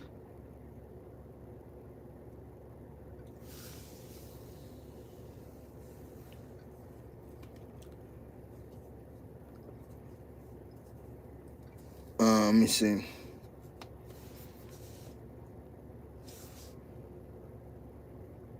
It's all love, man. If anybody got any questions, feel free to drop them. I'm just using time right now while my son in practice, man. He's going to be getting out of practice probably in about a half hour. So grateful for you, brother. I'll be back home in South Florida soon. Maze, what they do, man, it's all love. Do you do parasite cleanses? I did. Like I said, it's kind of like stepping out of my field of expertise. I'm experimenting and learning as I grow when it comes to all of that, you know? I'm just documenting my journey. So I'm not like the best person to give advice on this, you know? But I do have experience. I actually got a herbal cleanse from Yaqui, and that was the most, like, nasty parasite experience I ever had. Them teas are so nasty, dog. Oh my God. They're like, I'm just saying they taste horrible. Shout out Yaqui. Shout out my brother, or Yakai. Shout out my brother, man. He then helped a lot of people beat cancer and AIDS and herpes and all that, you know, naturally. Yaqui Awakened, or Yakai Awakened, YAHK. I actually mentioned him in my book. But he sell a herbal cleanse, and I bought that cleanse and drank them teas, and I was looking at my stool every time I used the bathroom, and it was a parasite like this long came out of me, dog. It was so nasty. It was black. I think it was so nasty, dog. I couldn't believe that was inside my body, dog. What is your biggest motivation for soil building, for creating a melon vine bush garden out here in Hawaii? We only have lava rock, no naturally occurring soil. What's your advice? Dang, it gotta be some over there on the island somewhere, like where there's grass and all that. It gotta be a little bit of topsoil up underneath there. What I do, I look for areas, like it's a little bit of topsoil where we live down here in Miami, and then there's coral right up underneath it. We stay down south, and so I look for areas where I could dig some soil up, like on the side of the road. There's like farms and stuff in areas like big fields over here. I'll like jump out and grab some. I'll get a bucket and fill it up. So I get soil and if you go to my YouTube page and you YouTube search composting for beginners, Jabez composting for beginners, you'll see a video that I break down step by step how to start composting, and you can start making soil like that for your garden. And then also to supplement, also I like the soil Black Cow, the Black Cow soil. You can get it from Lowe's or Home Depot. It's in a yellow bag. It's Black Cow, but the cow spelled with a K. It's yellow. It's a yellow bag with a black cow on it, and it's all natural. That's all natural soil. So I do a mix of, if you're just starting out, I do a mix of composting the way that I break down in that video, and the Black Cow soil to get it going. You feel me? I actually talk about that in my new book. The more we grow, the more we'll see everything we need is free. Once you start a rotation of composting, you could just make soil with fruit scraps and all of that you would have threw away, you know, that you didn't use, banana peels and like orange peels and like fruit that might have went bad and veggies that would have went bad. All that go in the compost, and all that's nutrients for the soil. It's all love, man. Yeah, man, if I was you, I'd just start with a couple little pots, you know what I mean? Just get some basil, whatever herbs. I started with herbs, you know, because I like to cook. So I like basil and oregano. And I like mint, too. I like mint in my teas and you know, and drinks. Some drinks I like to put mint in there. And so I started with basil, oregano, and mint in pots, you know. And I messed up a couple batches, whatever. I actually talk about it in my book. Wrong type of water, wrong type of soil, wrong type of light condition. You know, once I figured it out though, and I was able to keep a plant growing, and I could just keep clipping the plant and it'll keep growing back, you know. I moved on to the next things, you know. It took like a year for that pineapple to grow. How long did it take to grow the pineapple? It took like a year. But here's the thing, right? I need some of that miracle leaf, that leaf of life. Please give me some. Hit us up. Hit us up at oh, you in Miami? Matter of fact, email me at jabez@gonaturalite.com and say that you email me that you live in Miami, and tell me your I believe what this is. What am I on right here? I think this TikTok. Tell me your channel. Email me at jabez@gonaturalite.com, or you can go to gonaturalite.com. We have a form you can fill out to win a plant, but in the description, put that I told you I'll get you a leaf of life plant, and then we can link up that way. That's the best way to get to me, is through an email. I got you, man. You can pull up. I'll give you a few of them leaves. You feel me? You can meet me down here in Homestead. You feel me? I'll give you some of them leaves. All I ask is just do a video with me. You feel me? That's it. Or if you want the leaf of life, or if you want the comfrey, that's different though. I don't got the comfrey to give, because I seen your ankle. You said your ankle don't feel good. You might want that comfrey. I don't got the comfrey to give right now. I do got leaf of life to give though. Wow, just found out you were on. I was thinking about starting to compost now. I'm juicing and have scraps left. Yeah, bingo. Yeah, you right on time. Yeah, watch that video that I got on YouTube. YouTube search Jabez composting for beginners. I break it down, make it simple. It ain't hard. I was about to make a point. I got sidetracked with the leaf of life. Dang, what was it? Oh, how long it took to grow the pineapple. That's what I was thinking about. I was thinking about that. So what I noticed in the comments, like when it comes to like growing food, I noticed a lot in the comments, people will be like, they'll talk about how long it take, or like he ain't mentioned nothing about how long it'll take, with like the laughing emoji, like bro out here tricking you, making it seem easy, and da da da da. Like I be seeing the little slick comments, and I get it. I used to think the same way when it comes to growing things, but it's like this, man. When it comes to growing in agriculture, what I'm starting to really be aware of how much it reflects life in every way, how much it reflects relationships, how much it reflects my relationships with people and my relationships with who I pray to. I pray to Yahweh.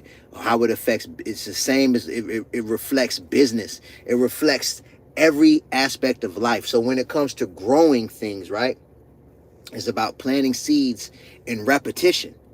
You plant seeds in repetition. And that's just like in business. Every day I'm planting seeds. Every day, every day, every day, every day. And what's going to happen is when I start, I'm not going to see no results. I'm planting seeds. I'm planting seeds. The same with financial literacy in a slightly different way, but every day I'm planting seeds in intelligent ways. I'm planting seeds. I'm planting seeds. I'm not seeing no results. I'm not seeing no results. I'm planting seeds. I'm planting seeds. I'm planting seeds. And then a year from now, a year and a half from now, I start to see things. I'm still planting seeds, still planting seeds, still planting seeds every day. I make it a life habit to plant seeds and nurture them every day and get smarter and smarter about the way I nurture the seeds that I plant. Get more and more efficient about the way I nurture the seeds that I plant. Get better and better at delegating the way the seeds that I plant are nurtured over and over again. Because a year from now, I'm going to start to be able to like harvest from what I planted, or a few months from now, whatever it is, I'll start to be able to harvest. But then a year from now, I'm harvesting what I grew a year ago. And then especially when it comes to fruit trees, it might take 5 years, it might take 6 years, it might take 10 years for a tree to start making fruit. But I'm planting consistently over and over again. I'm planting at least a few every month. I'm planting. A year from now, I got a couple trees that's producing fruit. But I was planting a couple of a month. So then the next year, now there's 24 trees producing fruit. Now the year after that, it's 48 trees producing fruit. Now the year after that, it's 70 trees producing fruit. Now the year after that, I got 100 trees producing fruit. On top of all the other things that I was planting seeds doing. So now 10 years from now, I'm harvesting and reaping so much. I'm reaping so much because I've been consistently planting seeds and being smart about the way I nurture them. So when you look at just one plant and you say, dang, if I plant a pineapple, it take a whole year before I get a pineapple, what's the point? You're missing the whole logic of the situation. Once you know how to plant one, you then work with a plant, you've seen it all the way to the point of harvest. Now you can multiply that effort. But it's also what happens inside of my mind nurturing plants, and then I start to relate it to life. It's the same way with my kids, with my wife, with my family, with my relationship with God. I have to plant seeds, and I have to be intentional about adding value every single day. And over time, the respect and the love and the value that I get in exchange for that is so big, man. My family, like, I'm so blessed. It wouldn't matter if everything collapsed with social media. It wouldn't matter if everything collapsed with my business. I got a strong family. I'm good. I'll bounce back. You get what I'm saying? Because of all the seeds that I constantly plant. I'm going to keep planting them. If that made sense, drop a 4 in the chat. If that made sense what I just said, drop a 4 in the chat.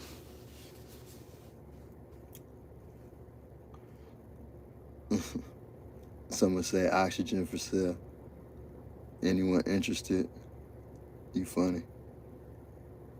What I'm saying, I know is real. I can tell from that comment you ain't practice it to know, you feel me? So you just talking, you know what I mean? Because if you practice it, you'll know what I'm saying is true. You know? You'll know from experience I know from experience what I'm saying is true. You know? I just dropped a papaya tree off. I got to go to give away over 1 million fruit trees. I dropped a papaya tree off. My screen's so dark, I wonder, can you even see me? It's getting dark. I'm about to get off this live in a second. My son practiced get over in like 20 minutes. I was just doing this while he was over there practicing. But I dropped a papaya tree off, man. I went over there. I put up a post about it. And them papaya trees, they start growing fruit in a year. From seed to a whole tree growing fruit, man. It had like 25 papayas on that tree. It was crazy. You could go and look on my page.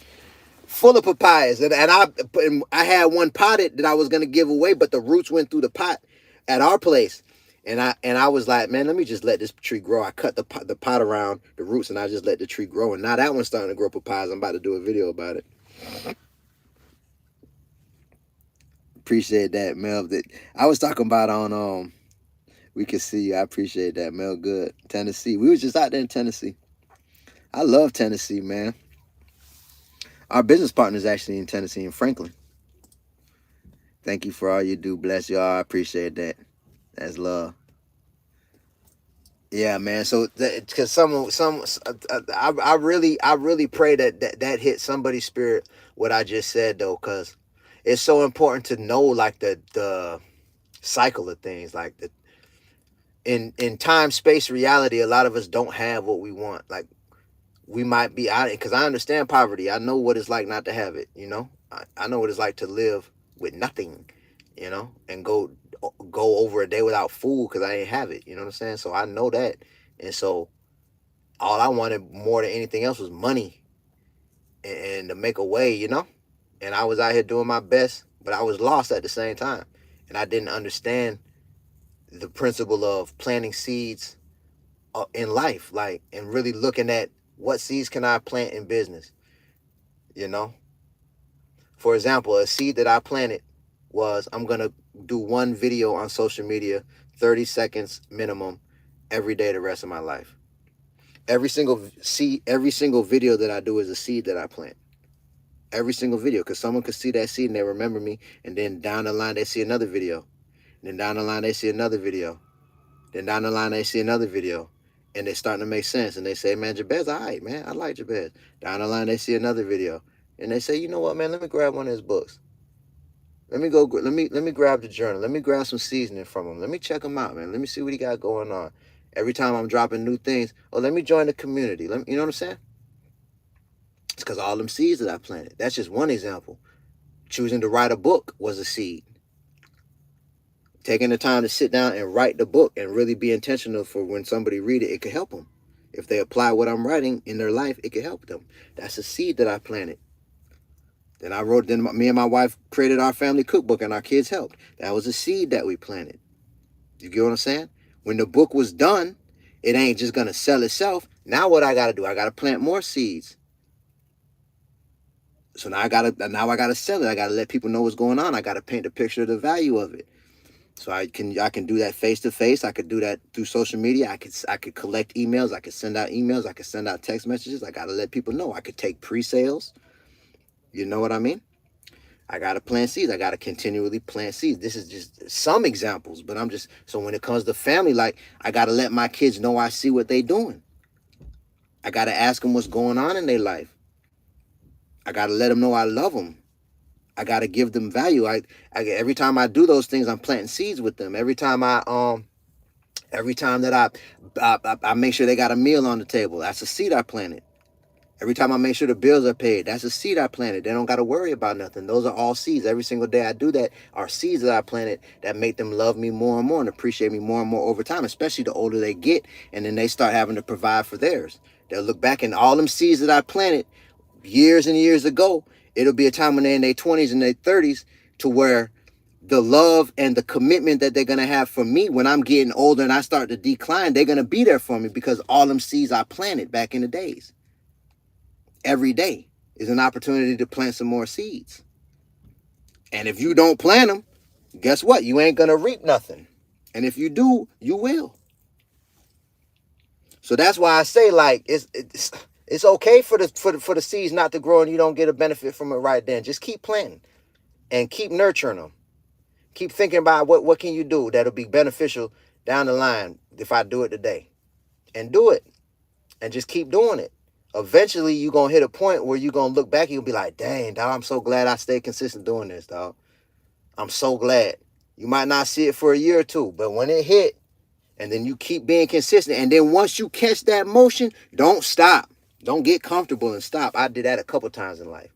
I catch motion, and then I get comfortable and start just running through my money, and I'm just chilling. I'm vibing. I'm acting like everything going to just be easy. And then I run out, and I got to start back over from scratch. Don't do that. Once you catch motion, keep your foot on the gas. Keep planting seeds. Just keep going, keep going, keep going. And it's going to compound over time. That's how it goes.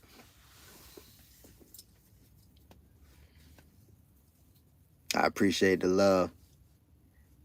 I appreciate it, you. Grand Rising, sometimes it's hard to keep motivated. And you're right, man. It can be. But that's what I was going back to. That's really the whole reason why I got on this live. I got on the live to really go over that point about self-awareness, you know. The easiest thing, that because I became aware of the fact that my personal reality is because of my personality. And what I do have control of is my person. So my person reflects my reality. So this is what I'm saying when it comes to motivation, is to be aware of my thoughts. My thoughts reflect my emotions. My emotions reflect my thoughts, and I can control my thoughts. If I'm thinking something that has a negative thought to it, I don't have to keep thinking it. I can think about something else. I can control my mind to something else. That's my responsibility to do that. So when I'm finding it, when I have a lack of motivation, or when whatever the negative feeling that I'm having is, I think about what I'm grateful for. And there's been times in my life where it was hard to even figure that out. But what helped me was to look at air. I love the air. When breeze hit me, especially when it's hot and a cool breeze hit my skin, dog, it feels so good. And then if you want to appreciate air, just hold your breath for a while. Let's say you lacking motivation. Don't breathe for 2 minutes.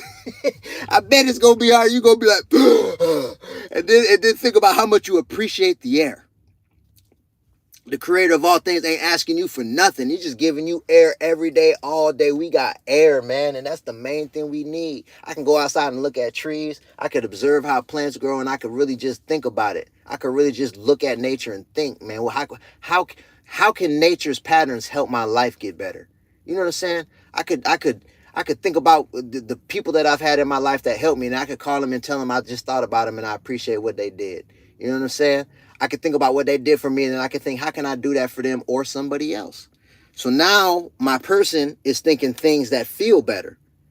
And then my words, which are the creation of pretty much everything, even in the Bible, when you go back to the beginning, God said, let there be light. God said. And letting you know the word that I believe is probably the most powerful thing it is. Besides the thought, it's the thought and the emotion, and then it's the words that we use and our actions that we choose. So that's the key, to be aware of that in our mind and constantly stay on top of yourself, because I get it being hard, being lack of motivation and all of that. One thing that drains my motivation, honestly, is social media, the phone. If I'm just scrolling, it's draining me. So I do my best not to scroll for too long. And then if I'm scrolling, I'm doing it like a student. I'm trying to see what's working. I'm trying to peep the algorithm. You feel me? I'm trying to be intentional even when I scroll. So at the end of the day, when it comes to motivation, you could watch motivational videos too. That used to help me.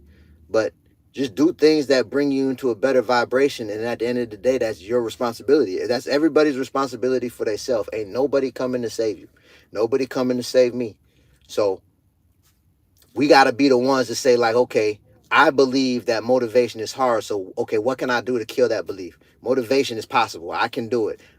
I'm not even going to say motivation is hard anymore. I'm not going to use those words over my life anymore. I'm done. Then you could tell yourself that and really mean it, and just stop saying it. Don't say that no more, because you can motivate yourself. You feel me? So choose a different person and make that to yourself about that. You know what I'm saying? Keep your word to yourself about that. And over time, you're going to find your person change. Reality is going to change, and your personality is going to change. Next thing you know, people are going to be like, dang, man, you different, man. What? You look different, you vibe different. What happened, man? They're going to start asking you. But it's just about that awareness. It all start right here, man. And nobody can do that work for anybody but themselves, at the end of the day. A lot of people, they be thanking me thank you so much for what you're doing, and feel good and all that. But at the same time, you made a choice. Anybody that thank me at the end of the day, and I tell a lot of people this, you the one made a choice. I just was a messenger that came across your path when you made a choice. You made the choice. So I hope you thanking yourself as much as you thanking me. I thank myself a lot, man. I thank Yahweh first, and then I thank me second. In that order. I thank Yahweh first and me second. For real, because I'm grateful for me. I'm grateful for the creation. I was created by Yahweh. I'm grateful. I'm the one got to make it happen. Yahweh ain't even Yahweh ain't finna come save me. He created me to be a creator. So he looking at me like how I'm looking at my kids right now. I'm looking at my kids like they be on their phone too much, man. They be on their phone and playing the game too much. And I give them leeway to live and all of that. But at the same time, I'm gradually putting my foot down on them, because look, man, this phone and social media and the video games that you playing on the phone and on the PlayStation and all that is not making you a better person. You watching other people live a great life, and you watching other systems that was created by other people, and you helping their life to be better, and you just entertaining yourself, and you ain't gonna be a person out here that's gonna change nothing if you keep doing this. You feel me? But I can't make them. But I do my best to have conversations with them, and they hear me and they say they understand. Then here come tomorrow, they doing the same thing. And I'm just sitting back watching them. You feel me? A few days have passed, I had a conversation again. A few days have passed, I had a conversation again. I'm like, how many times we gotta have this conversation? This is how I'm thinking about my own kids. So I'm knowing that's how God looking at me. He gave me everything I need, man. The air out here, he gave me. I'm good. Like all the food that I need, everything I need, he gave to me out here freely. It's just people that's controlling it, and they created this money system and everything. But I could figure all that out. So everything he gave me a mind that works. Everything I need, he gave me. So if I don't have anything, it's not his fault. It's my fault. It's my fault. So that's what he looking back. He's like, what you want me to do more? What you hit you with a magic wand and make everything just fall out the sky? No. You got to learn how to create. You know what I'm saying? I really believe that. Like, you got to learn how to create, man. Ain't nobody coming to save you, man. I gave you everything you needed. I did enough.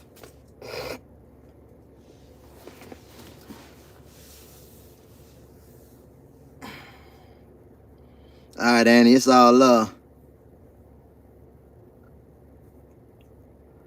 I'm leveling up my Madden game, but it's growing my patience and strategy. I think I get what you're saying, Jabez.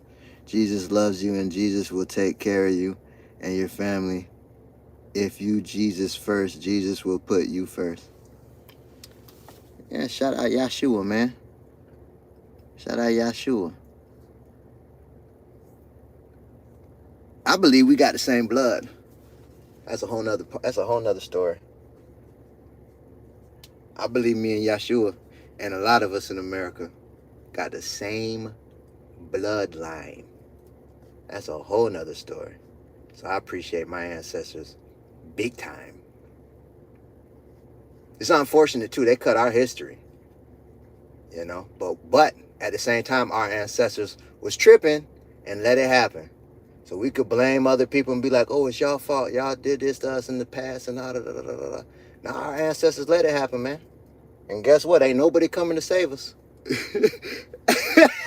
Nobody coming to save us, man. I promise you that much. I promise you that much, man. It's on us as individuals to get where we want to go, man. And give all the glory to, when I pray to Yahweh, personally. But who's to say what's right and what's wrong? I respect people that pray to Jesus. I respect people that pray to Allah. I don't know what's right and wrong. I believe the Bible is true. I believe all of these things. I research them. I study them on a daily. I read the whole Bible from front to back. I started in 2019 and finished in 2021. And so it's a book of morality and what happens when you're moral and ethical and follow the rules of the God of the Bible and the guidance of Yahshua, and when you don't follow those rules and guidance, the consequences that happen. You know what I mean? And it's great advice, man. Reading the Bible and choosing to apply what I learned, and it's a lifelong quest. Like, there's so much that I've read and forgot, like I gotta keep reading it forever. Like, it's a never stop. There's knowledge in there that I'll be able to get if I lived 180. That'll be like, oh, that make all the sense when I'm 180. You feel me? There's so much knowledge in the book, but that's how, to summarize it, it's a book of morality and ethics,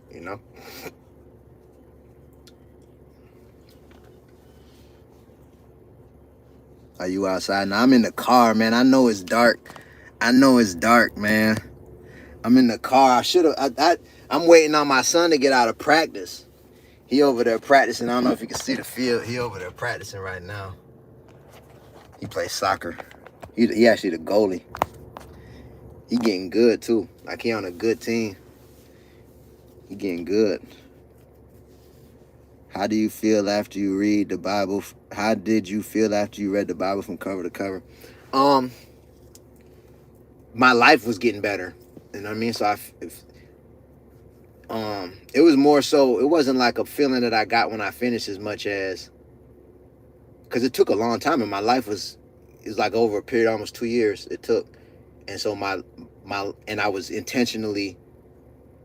intentionally read it to see what principles and knowledge that I could think about. How can I apply this to my life? So I did that. I was applying the things I was learning, and my life was getting better, man. My life was just getting better and better, you know? By the time I was done reading the Bible, I had finished writing my book. You know what I mean?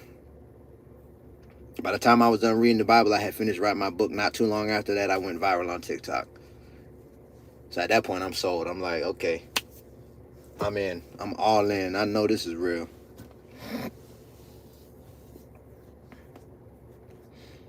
You know? I've been watching you and telling my friends about the knowledge you share is crazy valuable. Oh man, cheers. I appreciate that. That's love. Is your light on in the car? It is, man. But it's like, it ain't that bright, man. Cause on one phone I got better light. On this phone it ain't that much light, man. It ain't.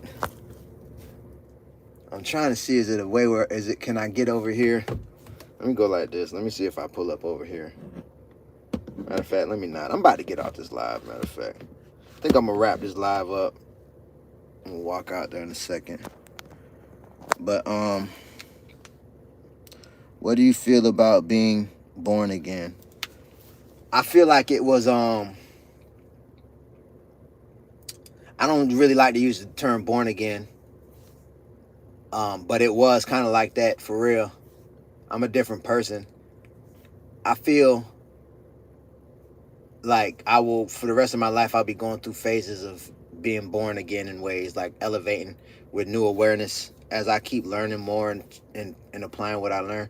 I choose to have the mindset that I'd never know it all, you know? So that with every area of life, even spirituality, I don't know what I don't know. I like to say I believe. You know what I mean? Because who knows what's what? And you know, there's a lot of people that feel like their way is the one and only right way, and I don't subscribe to that type of mentality because I don't know. I never spoke with God directly, the creator of all things, to know the answers of creation and what happened truly. I don't know. I know this. I know what I believe. You know what I'm saying? And so it's just like I feel grateful is the best way I could say it. Like grateful and curious. I feel like that's the best word that I could use for this live, is just to have the emotion of curiosity, to be curious. I feel like it's the most powerful emotion it is, like to be curious about life, you know? I don't like to be in a place of like, I know. I like to be in a place of I'm curious. If I do this, what's going to happen? You know what I'm saying? And then my foundation is morality and ethics. So I do my best to make good, ethical, moral decisions. You know?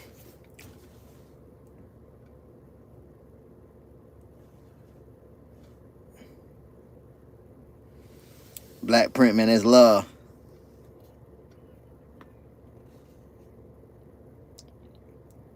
I'm gonna say, what's 5 times 5? That's random. I guess I had to ask you 5 what times 5 what? It depends on what we times in. That's another thing. Like with school, I learned this from my spiritual mentor who changed my life. Right, when it comes to mathematics, addition, subtraction, multiplication, and division was not taught right because the question isn't asked. It's just 1 plus 1. 1 what plus 1 what? You know, what's 1 negative person plus 1 positive person? That's a totally different answer than what's 1 positive person plus 1 positive person. Totally different answer. You feel me? What's 1 apple plus 1 apple? You could say 2 apples, but then each apple have what? 12 seeds in it? So 1 apple plus 1 apple is 24 apple seeds. You're going to say 1 plus what? 1 what plus 1 what? 1 what times 5 what? Like, and then each apple seed is going to grow a tree that makes between 200 and 300 apples every year once it starts producing. So how many apples is that? So what's 1 apple plus 1 apple? That's a hard one to actually answer. Anyways, man, my brothers and sisters, it's all up. I'm about to get up out of here, man. Prayers up, blessings up.